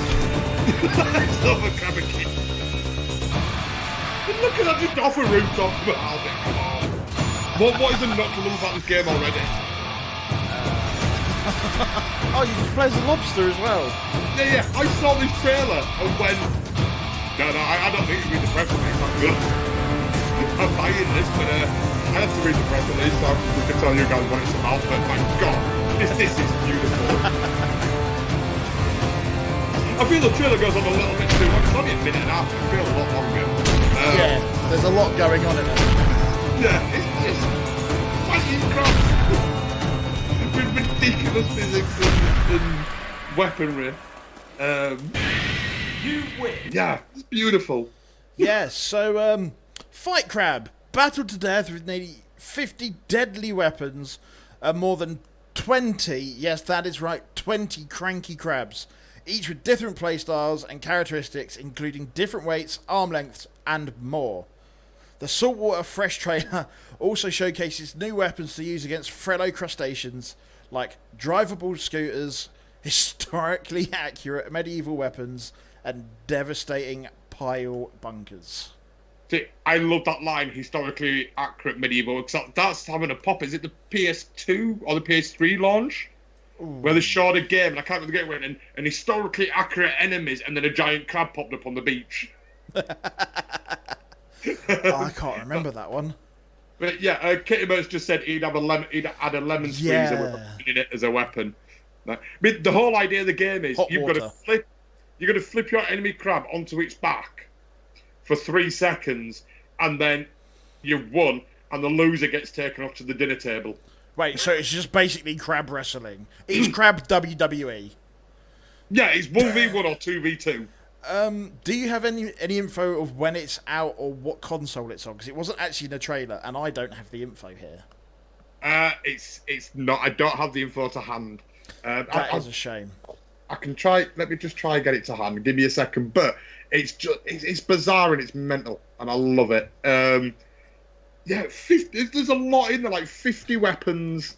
A lot of 20. How do you get 20 different crabs? Isn't even that many species of crab. You're talking to the wrong person here. I'm allergic to shellfish and fish, so... We did see a blue crab in there. There was a lobster. A blue lobster, sorry. Let's have a look. You're just getting the info for it, which is Yeah. lemon squeezy. Oh, that's brilliant. It's crazy, though. I swear I've seen a game about this as well. That's the wrong one. Where's the right? There we go. Sorry, I'm just bringing up the press release now. Comes out Monday, 30th of July for PC. So end of next Steam. month. So Steam. to PC. There we go. Yeah, PC only. 30th of July, 2020. Well, I was going to rewatch Home Alone for some weapon ideas. Oh, imagine if you could create your own weapons in it. Oh, That would be that'd be amazing nuts. if you could. But if you thought that was a weird and fucked up trailer, Yeah. that's not the worst one this week. I'll say worst one, best one. Do you want to announce it first, or do you want me to just play the 3-minute trailer? General Horse and the Package of Doom. What a title! We are This defeated. has been a long. I'm a Russian. This is a long lost genre that we need back. If Adam's here, this is the game I was telling you about that you'd love. General Horse and the Package of Doom. You are the It is last amazing. horseman. Only you can. There's deliver General the Horse, our package. hero. Wake Look up, at the high shithead. quality. We are under attack. This is Hollywood level quality of game, special effects and acting. Like this could be the first game to win an Oscar. It's a long way to your destination. I sat here at 1 o'clock universe this is morning full watching of this while I was danger. sitting up, and I was like, what has he sent me? You will encounter hostile It's species, amazing. It's dangerous beautiful. pirates, and even bigger idiots than you. It's mad. I You love can it. try I think to it's fucking restock the hilarious. planets and space stations if you survive them. You are low on it He's is. using resources. a calculator. There isn't much food. You're almost out of It's fuel. hilarious, isn't it? It's fantastic. I love it. I adore it. Honestly, when you sent me this, I was like, has Badger been drinking too much? or is he resorted to the really hard stuff? A Dyson vacuum cleaner!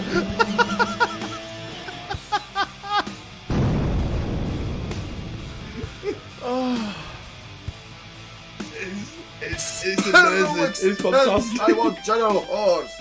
Dead! That's my dog! The acting. It's a church.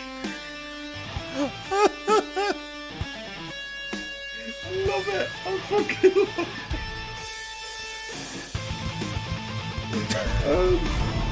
No, you might think this is just like a cutscene trailer. No, this is gameplay trailer. This is gameplay footage.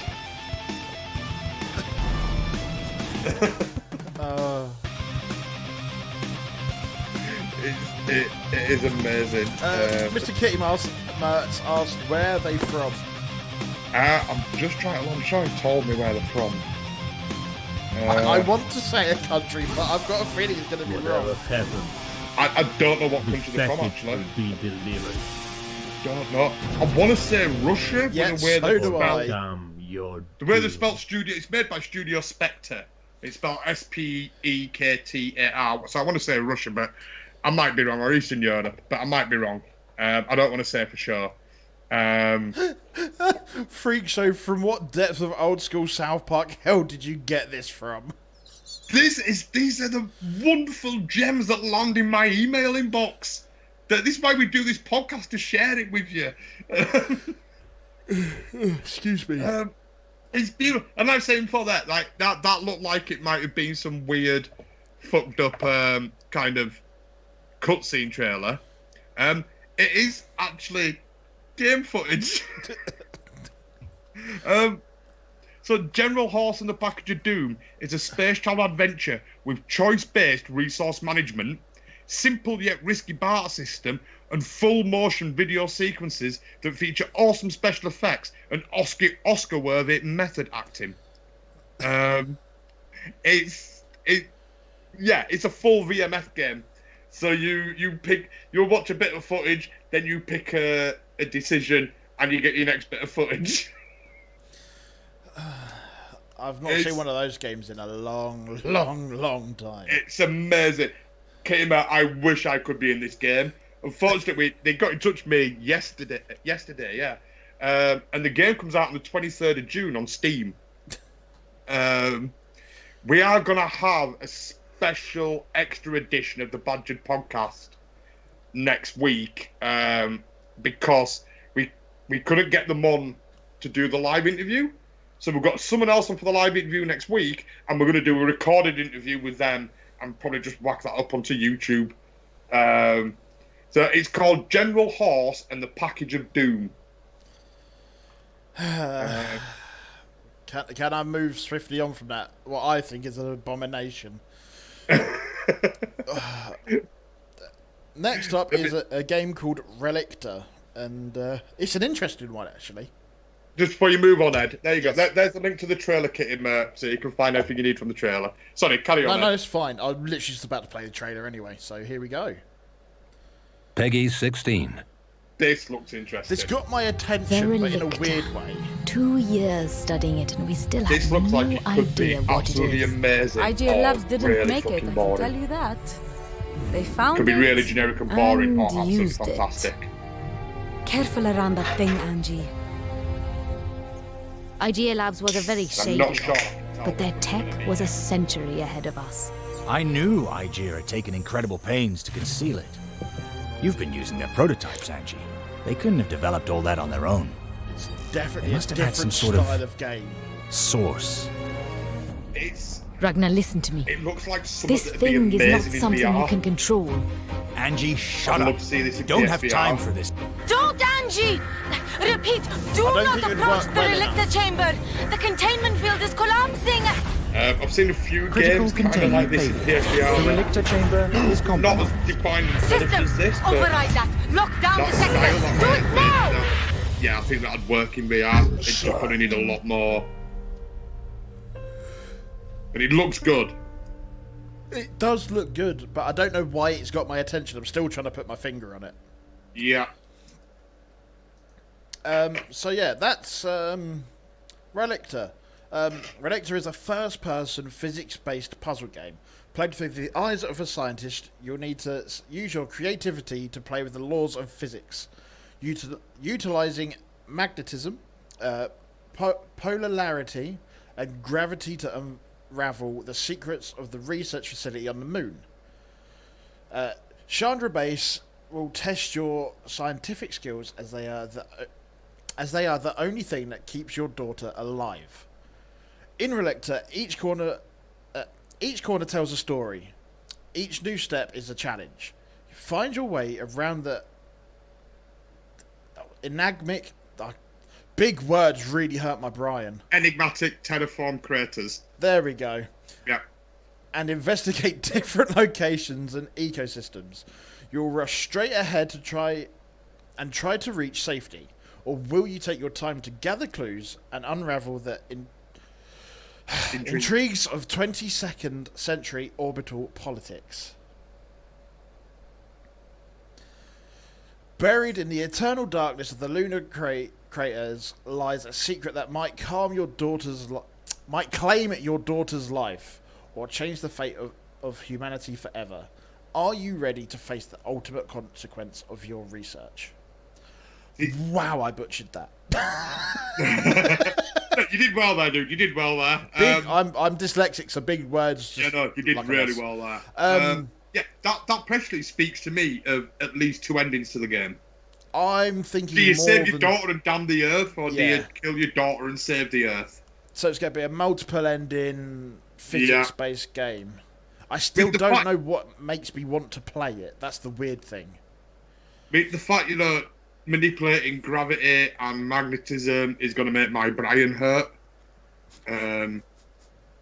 It's going to make your Brian hurt, is it? Yeah, it's going to make my Brian hurt. I love how that's catching on. But yeah, it looks like a great game. Players can start their lunar mission digitally on August 4th via Google Stadia, PS4, Xbox One family of devices, including the Xbox One X and PC. So basically everything except Switch. Because everyone likes to say fuck Switch. Switch is an amazing console. It's a fucking brilliant console. I love it. So just looking at the chat, Chloe's Don't you do it. I don't know why. I'm not going to go there. Okay. Right. Up next is this is quite timely actually, because we're due on the Bamsters podcast this week, I think. We are. I believe it's up and running. Is it up? Is that podcast up now? I didn't know it was. I'll tell you what. I'll let you talk about this, and then I'll play the trailer. Yeah. I'll go and do some investigation work quickly. Because we recorded the Bamsters podcast last week, and I got asked what my favourite indie game of all time was. To which I responded, Bomber Crew. I fucking love Bomber Crew because I adore Cannon Fodder on the Amiga, and Bomber Crew kind of brought a new indie style to that, while also keeping that Cannon Fodder feel, but a new indie twist. And I really fucking loved it. So it's quite fitting that I mentioned that my favourite indie game of all time is Bomber Crew, and this week they announced that they're doing Space Crew. There's a sequel to Bomber Crew that's coming out, and it's called Space Crew. Here's the trailer while I'm waiting for a reply. Yeah, I just found it quite funny that on the Bamsters podcast I said Bomber Crew my favourite indie game of all time, and then Runner Duck announced that the Phasmids oh, yeah, have been we've got a causing sequel, trouble in our Space peaceful Crew. little corner of space. It looks a lot more in but depth not than Bomber Crew any did. longer. If you've not played Bomber Crew, I urge everybody to go play Enlist it. today to I might dig embark it out on on an the epic PS4 space and re-download it adventure and play it on and stream do again this week at some point, just because part. this is bringing me back Let's to get it. some of those cool It's an white amazing pictures little in this game. part, You will Join not us feel on emotional Athena playing Station. like Bomber Crew. So they're really going to try hard. Experience the again rush with of Space Crew. spaceflight It's kind of like what we're saying Seek out with new Headbangers in Holiday Hell, and make where you new can go, oh, the friends site along needs the bullet. Is it going to be the same great And game, make the new same good friends. reason, or is it going to be a cheap cash-in? and make new friends along the I way. love this little bit of the trailer. Live, Make friends and laugh, and prosper. Make friends And may the fourth join the space crew. Gina, let's zoom around in 3D and get some explosions going on here. End it with a bang. the narrative, the voiceover that is brilliant. Yeah, it's coming September 2020 for PS4, Xbox, PC, and Switch. So Rubber Duck are not saying fuck Switch. Guess what? Go on. We are officially live on their podcast. It is up and running. Ah, there we go. Go check out the Bamsters podcast. I have the YouTube link right here. Again, I will post it at the end. It will be on all of our socials. But there we go. We did a podcast and got asked questions. It was weird. We were interviewed. That was fucking bizarre. But yeah, Space Crew will feature the same compelling gameplay loop as its beloved predecessor, Bomber Crew, with players controlling the actions of their crew moment to moment in the minutiae of navigation, scanning, and combat. The new space setting allows much more player freedom and campaign unpredictability, with much greater mission variety and deeper strategic gameplay. Players will have to be more alert than ever when venturing through space and are challenging to protect their vulnerable crew from alien boardings, getting sucked out into space, running out of oxygen, system failures, ship fires, and whatever else the campaign AI can throw at them from mission to mission. It is these moments of seeing your crew triumph over adversity time and time again, albeit with a few casualties along the way, which made the original Bomber Crew such a runaway hit, and Runner Duck is aiming for similarly thrilling emergent storytelling in the sequel. Space Crew will launch simultaneously across PC, Xbox One, Nintendo Switch, and PlayStation 4 this September. I absolutely adore this, to the point where I sent the email today asking for the review code when they're available for the PS4, but I attached a picture of me holding my Bomber Crew plushie pigeon, just to kind of put home how much I love the game and I want to play Space Crew. Percival's downstairs. I should have bought him before the thing for this bit. Yeah, they look quite good actually. I can see why you enjoy it. Honestly, if you like cannon fodder, go try Bomber Crew, and look forward to Space Crew. It's fantastic. It looked really good actually. But going from something I love to going to something something that I saw last week and I've had to keep my mouth shut for so fucking long. But I'm not gonna say what it is. I'm just gonna play the trailer, orgasm, and then I'm gonna talk about it. Sounds good. You ever wonder how it all ends? What if it ended with a song? Dying. Just dead quiet.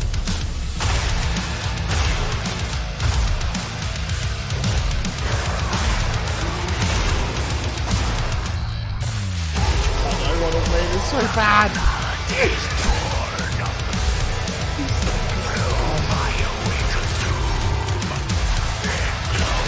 Run! Oh my god! Yeah, you came back at the right time, fella. We're about to tell you. I have no idea what it is, but I need it. Yes! Yes, we do! Pretty much Ed's reaction. Ed went, have you seen this? I went, no. Alright, I'm interested, you got my attention. And then about 20 minutes later I went, oh, it landed in my inbox 2 days ago. I've not seen it because it was my spam folder.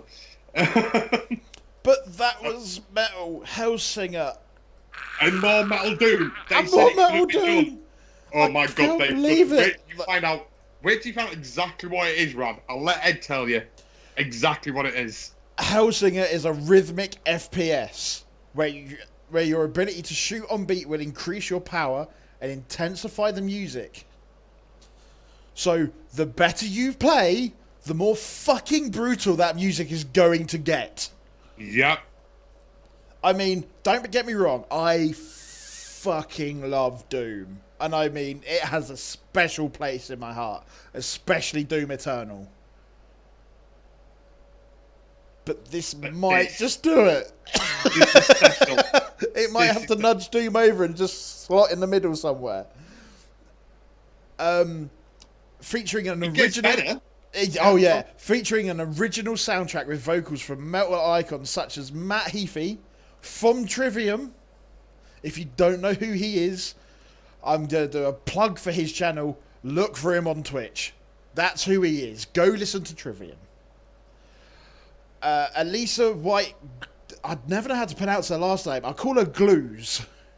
Alicia White Gulls? Or Gulls? Yeah, that sounds about right. The female lead singer from Arch Enemy. And there are more. I saw Soil working. I didn't catch his name.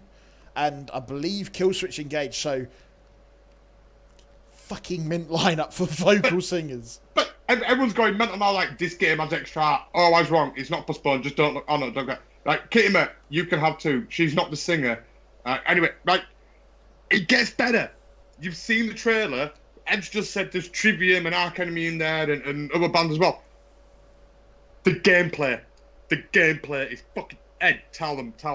Please, tell them. Hellsinger innovates both rhythmic and FPS genre with layered music. Each level will have its own song, and every song will be divided into multiple layers.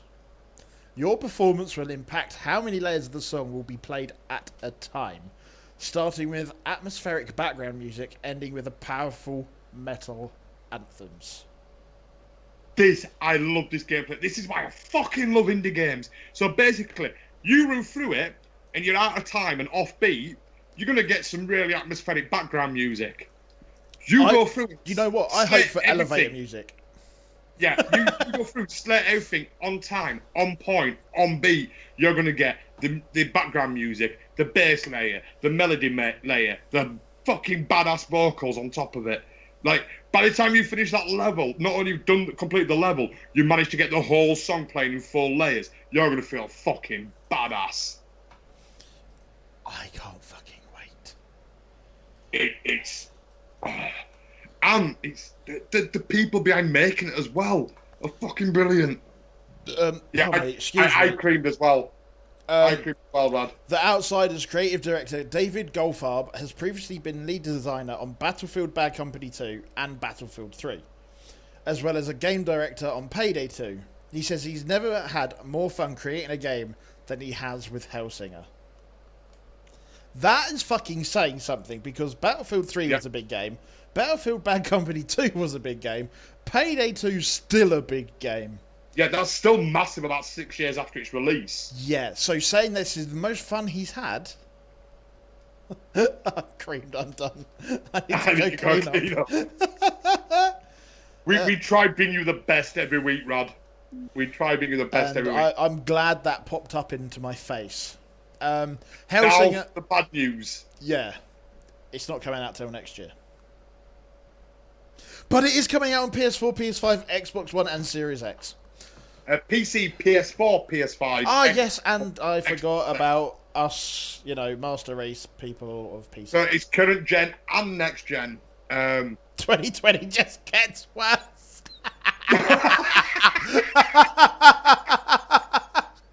Just when you didn't think this year could kick you in the balls any harder. Fuck you. I mean, I was umming and ahhing about putting this in the podcast because I was like, yes, it's brilliant. People need to know it exists. But we're showing them this. Look at this amazing, fantastic thing. No, you can't have it till next year. Not like till next year. Yeah, no. I've got to tickle your bollocks and just rip it away and be like, haha, no. Anyway. God, we need that. We will be keeping you up to date on that. Well, I will be keeping you up to date on that. I am working my ass off to get the developers on to speak about that.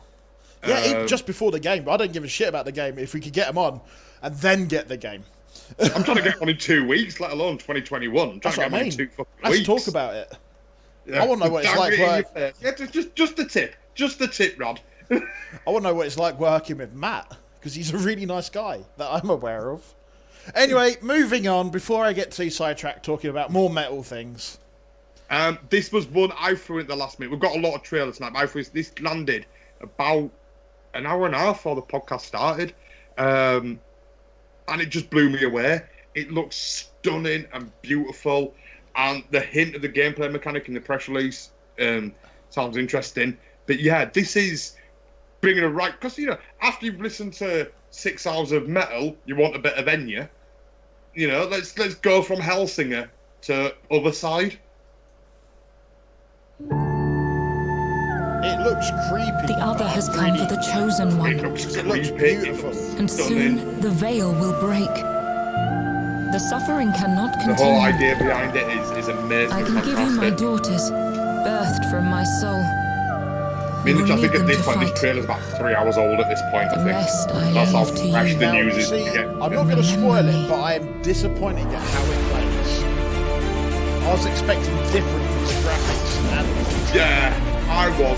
But after playing Red Norton, I reckon it could work well. It mostly works really well, but I was gutted that it isn't a hack and slash. They keep coming for us. Really, looking at the artwork, I was expecting kind of Demon Souls rather than hack and slash. But yeah, I was expecting kind of Demon Souls gameplay, not a turn-based RPG. I love the black, white, and grey with the red. It's just so fucking stunning. Yeah. Black and red are two of my favourite colours. Put an end to suffering. You will fall, you will rise again. That just looks like Death Stranding. That's got echoes of Death Stranding right there. But yeah, July 28, PS4, Xbox One, and PC. Other Side. That's a really interesting premise to it. As Rad's just said, a more metal Diablo. It's quite a metal Diablo, but turn-based. Kind of like a metal XCOM. If that's but yeah, descending to humanity's last hope. The daughters, echoes of the greatest warrior to ever live, are all who stand before suffering and death. Lead your army into battle with abilities and personality. Make the toughest decision and sacrifice one of your heroes to heal another. Survivors will get stronger, ready to fight the next battle. So I think you have to sacrifice your team the further you go along. It sounds like it. Like, we've got 5 us here. We're not strong enough to get to beat the next guy. One of us has to die to give our strength to the others. Which team member do you sacrifice to move on? I have a feeling it's going to be a bit of psychological torment, I think, because you're going to grow attached to them. I think they're going to get you really grown on each and every single one of them. Like, you'll get a really deep background story. Yeah. Slaughter that fucker. It's like, I don't want to. But when the realization comes that... But then the other side of that is the realization comes that you can only get to the end with one person. Do you just come attached to one character and fuck the rest off? In which case you're not paying attention to them, so they don't get strong enough. But But yeah, combat is an intricate dance of spectacular actions and counters. Plan ahead of time and set up impressive chains of abilities to outsmart the enemy using dynamic timeline system. Fighting epic boss battles against the source of suffering, dread creatures pulled from the worst of humanity's crimes itself. You will fight, you will fail, you will rise again. So yeah, other side comes to PC, PS4, Xbox One on July 28th, and on Nintendo Switch later this summer. I fucking love it. I think it just looks so arty. Like the art style just the graphics were stunning, but the artwork of the graphics was stunning, I should say, because they're not like fucking dog's bollocks of graphics, but the way it was blended and put together, it was gorgeous. But I loved as well that you saw, like, in the cutscenes, they do this really stylized kind of fighting that's almost dancing, and then you see in the gameplay, it's that same movement in the gameplay. I think that's going to be a massive hit. I can see that being a major hit. That's why I had to put it in straight away. Like, the trailer's about 3 hours old. We have to let you guys know about it because that's going to be big. Yeah, that was a good one. But a couple of mental trailers in there this week. We had General Horse and the Package of Doom. We had Fight Crabs. I reckon it's pretty easy to guess which is both mine and Ed's favourite this week. Here's the other side. No, I'm joking. Yeah, I think it's pretty easy. The runaway winner this week was. Yeah, I'm sorry. Hellsinger. That one's going to be amazing. Coming up next, it's that time for the news. We know Steam Summer Games Fair is in full swing, as we mentioned earlier, and basically everyone is covering that. We'd like to do it, but because so many people are doing it, we like to stay fresh and bring you the news you may have missed or not just seen at all. Up first, we're talking about the DC Fandom. Mm-hmm. So I just loved. I said, "Don't say its name again. He's got blue balls." What? Metal Singer? Yeah, Hellsinger. Hellsinger. I even screwed it up just to really tease him. Metal Singer. Hellwalker. No. We should play that trailer again as we say bye. Just go out with it. Oh, I'm going to. Don't worry. So yeah, DC Fandom. Save the date. Prep your cosplay. Saturday, 22nd of August, starting from 6 p.m. British summertime. Warner Bros. Will welcome fans everywhere into the DC Fandom, a free virtual fan experience where no badge is required. Imagine all the superheroes and supervillains you ever love finally coming together in one place to celebrate DC's past, present, and future.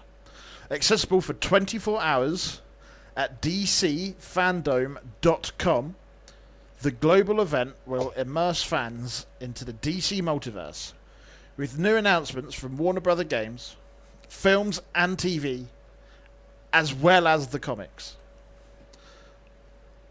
What have I done? There we go. I mean, this sounds fantastic. This is basically because San Diego Comic-Con's been cancelled. Yes, pretty much. The DC are going above and beyond here because the list you're about to mention now has got some surprises in there. Yeah, as well as the unprecedented opportunity to hear from casts and creators behind some of your favourite feature films and TV series included. Now here's a really long list, so I'm going to take a deep breath and try and do it in one take. Aquaman, The Batman, Batwoman, Black Adam, Black Lightning, DC Superhero Girls, DC Legends of Tomorrow, DC Stargirl, Doom Patrol, The Flash, Harley Quinn, the Snyder Cut of Justice League, Lucifer, Pennyworth, Shazam, the Suicide Squad, Supergirl, Superman, Lewis, and Teen Titans Go, Titans, Watchmen, Young Justice, Outsiders, and coming this fall to theatres worldwide, Wonder Woman 1984. Fuck. That was difficult. A few things I want to pick out there, as far as I'm aware, the Black Adam TV, well, it says TV series of film, so we don't know which, but Black Adam hasn't been announced as it. I know Rock's been pushing for that for years, and that hasn't been announced yet, as far as I'm aware. Stargirl's out now. Legend of Tomorrow is going on. DC Superhero Girls, I think it's the thing. The Snyder Cut, the Justice League, they've just spent 40 million on that for Snyder to finish it, so it's on HBO Max. So we might see a quick trailer of that, I think. Lucifer, I thought, was cancelled. Pennyworth is all about Alfred, Batman's butler, but I thought that was in production and then got cancelled. And Shazam, I'm guessing that's going to be a sequel to the Shazam movie. So there's going to be a lot of big fucking reveals in 24 hours there. Well, you know what to do if you want to know what they are. Go to the link you put in the chat, and that's in the description down below for the YouTube viewers. I mean, I know we've had a lot of expos cancelled. Well, God knows I know we've had expos cancelled this year. But like SDC, we had like that's why I've got the Steam Summer Games Festival and stuff like that. This looks amazing. This looks like it's fucking everything DC in one place, one day, done. Following up what you're saying about you're uncertain, the DC fandom is the place to hear highly anticipated announcements and the latest news. See exclusive footage and venture into themed worlds designed to entertain everyone, from movies to the TV, superfans to gamers, the readers, the families and kids. With special presentations to engage fans in every time zone across the globe, you have the opportunity to have an experience that is all your own. It's going, and the way there's bits of the press release I left out because that was quite a long bit I put in there. I've got a lot more. Get in touch. I can share the press release with you. It's fine. But there was stuff like they're saying, you know, like you get at San Diego Comic Con, you get All H, where they're going to show the new Shazam 2 footage, the new trailer, and you can only see it in there, and it's you know, you queue up for 8 hours and you don't get in. This is going to be we're showing this footage at 6 p.m. Sit down, get ready. You virtually sit in the hall and watch it with everybody else. No badge needed, no queues. Everyone's going to be able to watch it. This is going to be amazing. I'm not a big DC fan, but I'm going to be on this like a tramp on chips. I wouldn't say I'm a fan. I wouldn't say I hate it. I'll watch some bits, I guess. I pick and choose what I like out of DC. But 22nd of August, I'm on this like a fucking tramp on chips. That is going to be the fucking talked about event this year. Damn right. But moving on to more news. So Rad saying, didn't Lucifer actually... I don't know, I remember Lucifer got cancelled and then didn't move to Netflix or something for another season to finish off. And I've not heard of it since. So I just assumed it were done. So seeing its name on there kind of surprised me that it's still going. But yeah, moving on to other news. I'm going to get a little bit intellectual now with these next two bits. Yep, these bits are you. These are all you. We're going to move into the realm of medicine on this podcast now. Because Aquila Interactive have just brought a game out called Endeavour RX. It's formerly called Project Evo. And it might be going down in history as the first game that can legally be prescribed as medicine in America. Yeah. You can get a video game on prescription in America. Yeah. Go on. Sounds fucked, doesn't it? That's, yeah. Carry on. I'm intrigued to hear more. So, the FDA have just made this landmark decision which authorises doctors to prescribe the iPhone and iPad game for kids between the ages of 8 and 12 with ADHD, after it underwent 7 years of clinical trials that studied over 600 children to figure out whether a game could actually make a difference. Right? Now, the news I've got here gets a little bit cheeky, because it says, according to the company's favourite of the 5 studies, the answer is yes. Don't know what the other 4 studies said, because the companies haven't told us. They're only using this one of 5. But 1/3 of kids treated no longer had a measurable attention deficit on at least one measure of objective attention after playing the obstacle dodging target collecting game for 25 minutes a day, 5 days a week for 4 weeks. Now you see that's interesting. As someone with ADHD, I say gaming can help. I mean, obviously, yeah. I've not tried the game that they've got here, but I'm saying games that I played as a kid, you know, PS1, PS2, kind of games like Crash Bandicoot, Tomb Raider, I was fucking glued to them.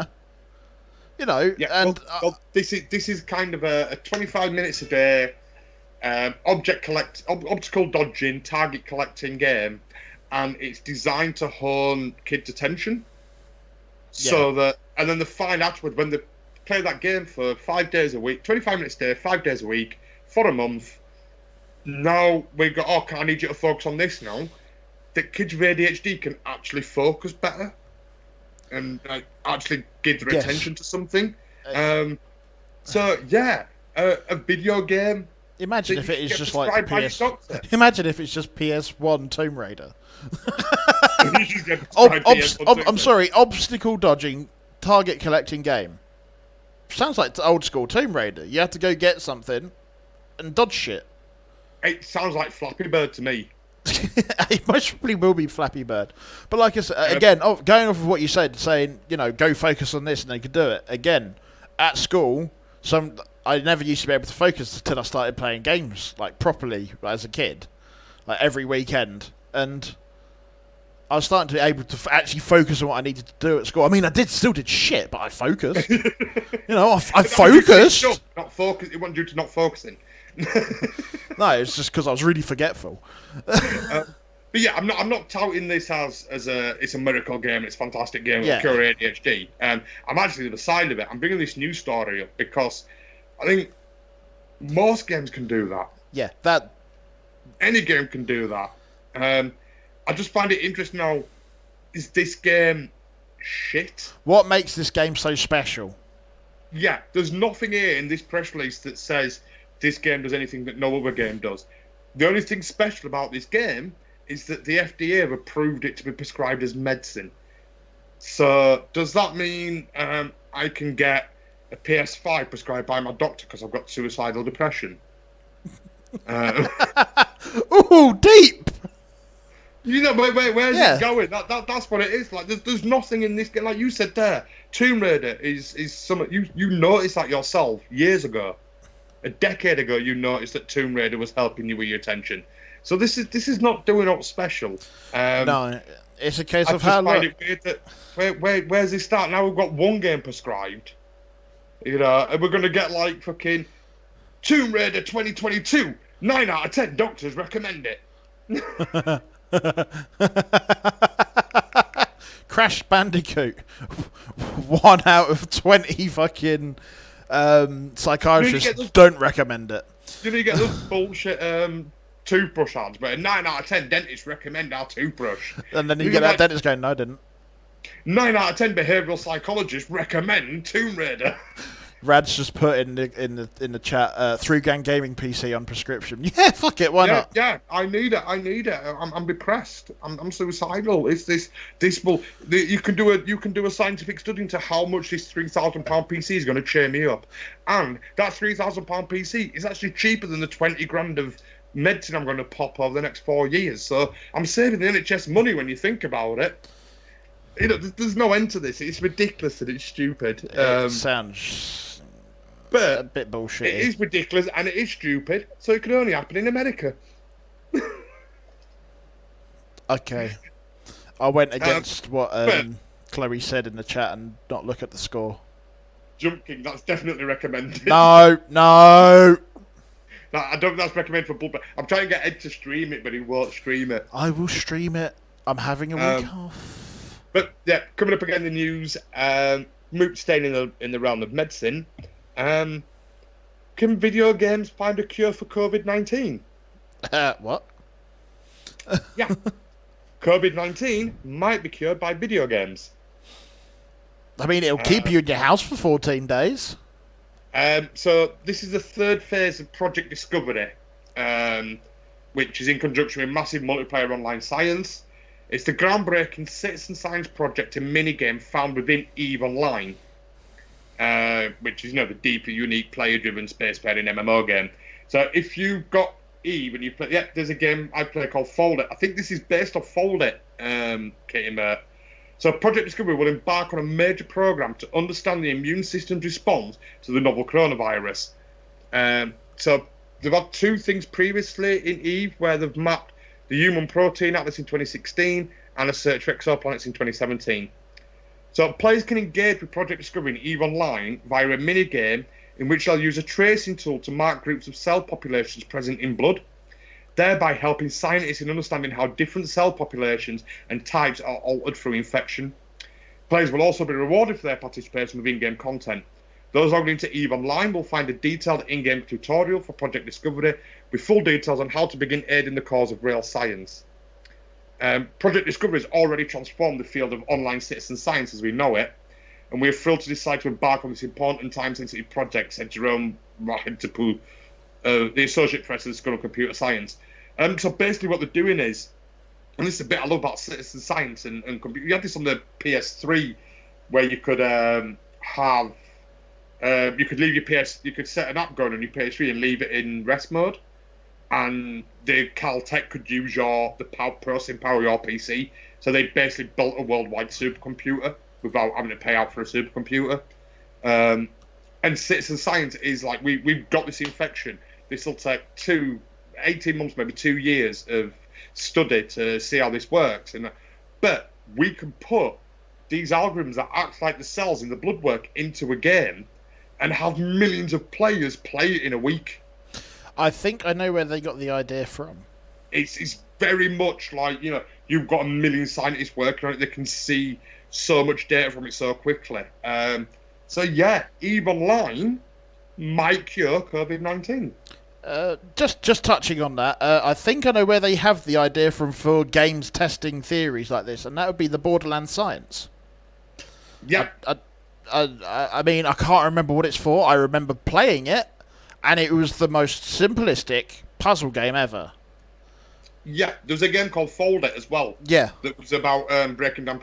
Katie mentioned it. It's about breaking down protein blocks. And I think with like this protein that scientists haven't been able to break down for 15 years, gamers broke it down in 7 hours. Yeah, it's amazing what you can do with gaming, and it's amazing to see what potentials there might be. And it's just, it might seem like you play EVE Online and you play this little mini game, and it might just be like you're shooting blood cells in a certain order, shooting it. But what you don't see is the data that's collected on a massive scale of millions of players in the space of an hour, which would take years for laboratories to do. So, yeah, I like the idea that citizen science, if we've got a pandemic, here's the bacterial strain of a virus, and let a million players go at it and find the solution to it. I think it's, getting an iPad game, prescribing an iPad, that seems a bit fucking dodgy.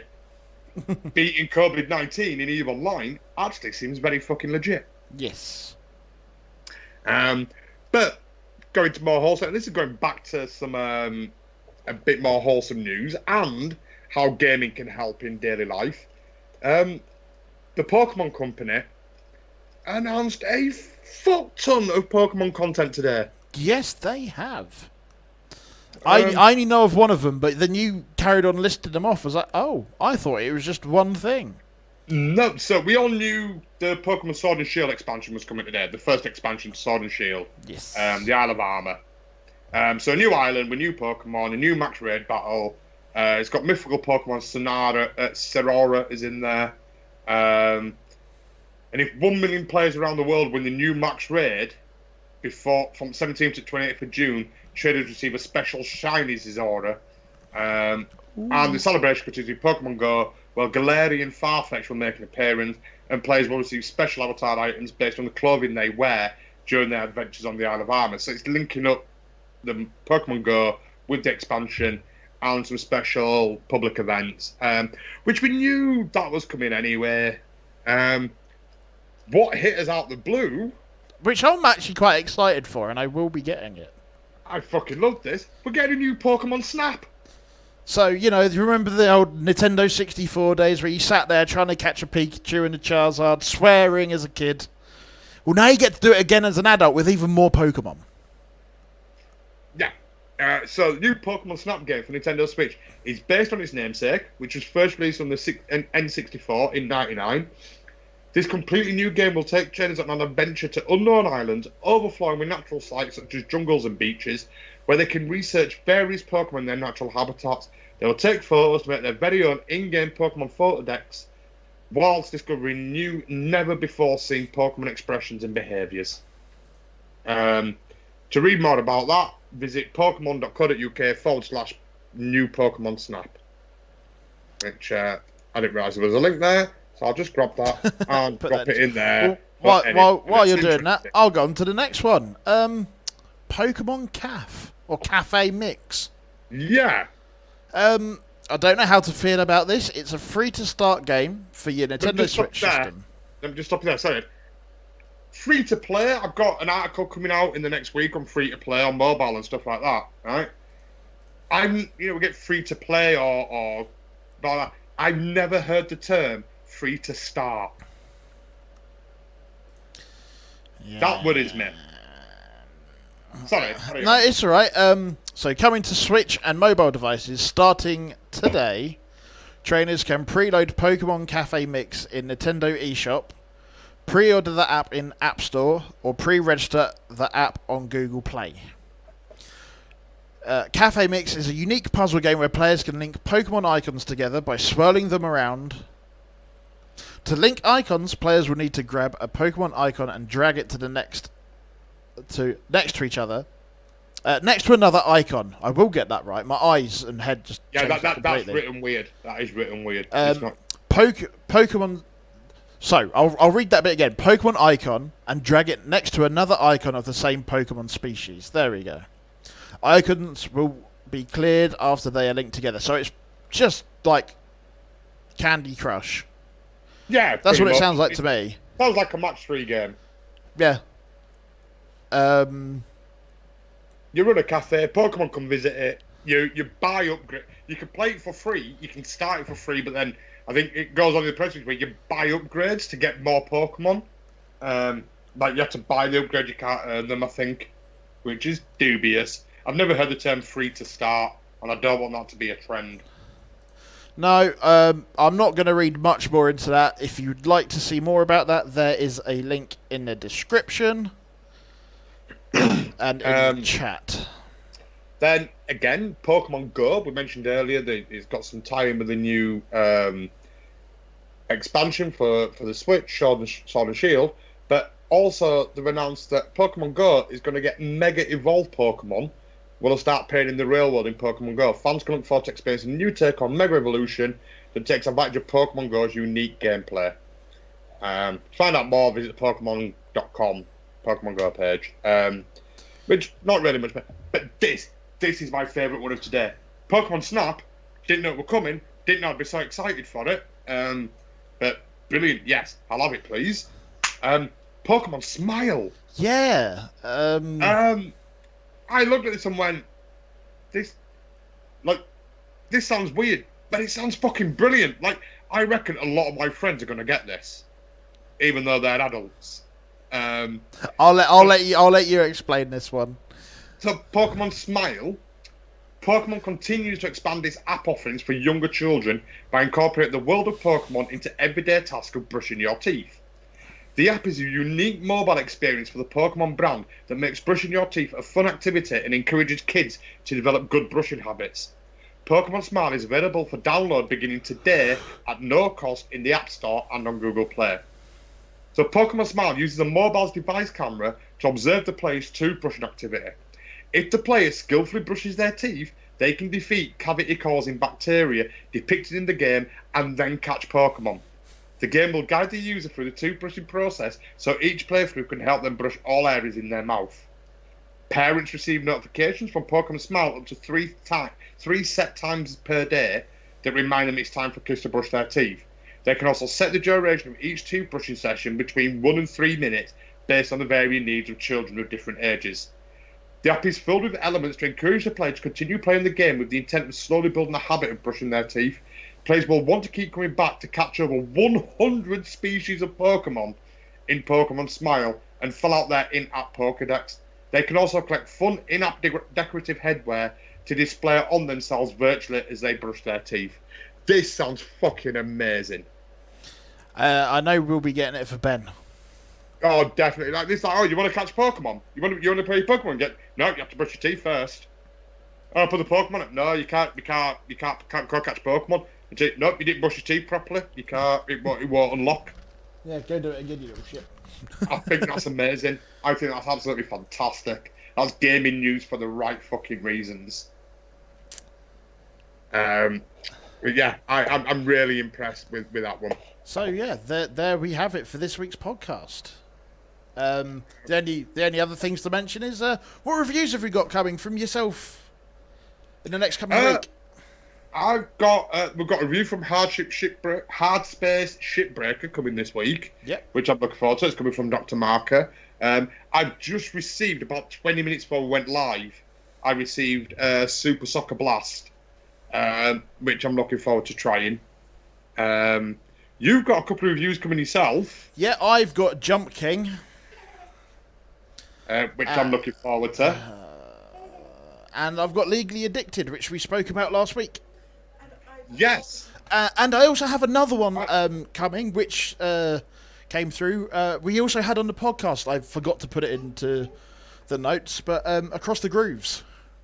Yes, Across the Grooves coming in. And then also Chloe is reviewing House Flipper and Story of Season. I have a special guest. Hi, Ben. Hold on, let's put it so you can see yourself, shall we? There you go. Can you see yourself? So yeah, we've got jump reviews this week on StuffPresents.com. We're going to be Jump King, Legally Addicted, Super Soccer Blast, Hardspace Shipbreaker, Story of Seasons, Friends of Mineral Town, and House Flipper. So we've got a lot of reviews coming this week. We've got a lot coming this week. And that's just what we've got in now. We don't know what's coming in next. Everyone's saying hi, Ben. You gonna say hi? You're gonna blow them kisses instead. Everyone's saying hi, Ben. Hi. Oh no. What are you going to be streaming this week, Badger? Because I'm having the week off, apart from tonight, obviously. So yeah, I'm going to be streaming some Super Soccer Blast. After the announcement of Space Crew, I'm probably going to be streaming some Bomber Crew. But Thursday and Friday, so tomorrow and Friday, I'm streaming SnowRunner. But not only because I've really got into SnowRunner, I fucking love it. I don't know why. So basically, what you're saying is you're going to be streaming SnowRunner, some more SnowRunner, even more SnowRunner, and then just for Sun, even more SnowRunner. A bit more SnowRunner, but not just doing that. Thursday and Friday, I'm giving a copy of SnowRunner away on Thursday, and another copy away on Friday. Woo! I have digital codes for SnowRunner to give away. So yeah, make sure you check out the Stop on Century channel. I'd say 7 while 9 Thursday and Friday night UK time. Yeah. Pop by with basically the more you watch me, the more tokens you earn on stream. You can use those tokens to enter the raffle. Don't cost you a penny. If you want more tokens, you can give bits and subs. You get a shitload more for that. But yeah, I've got 2 copies to give away. Come and win it. Yeah. Slotchy's going, I'll win it against Stoffel. Slotchy went in for it. I was playing it with Slotchy the other night, and Slotchy entered the raffle to win it just to be a cunt. And won it. So you've still got a code to give away, then? No, to be fair, he did give it away to Phoenix on the stream. Oh, fair enough. But yeah, that's it. I've got 2 copies of SnowRunner to give away. I'm going to be playing some Super Soccer Blast. I'm going to be playing some Bomber Crew just because Space Crew's got me excited.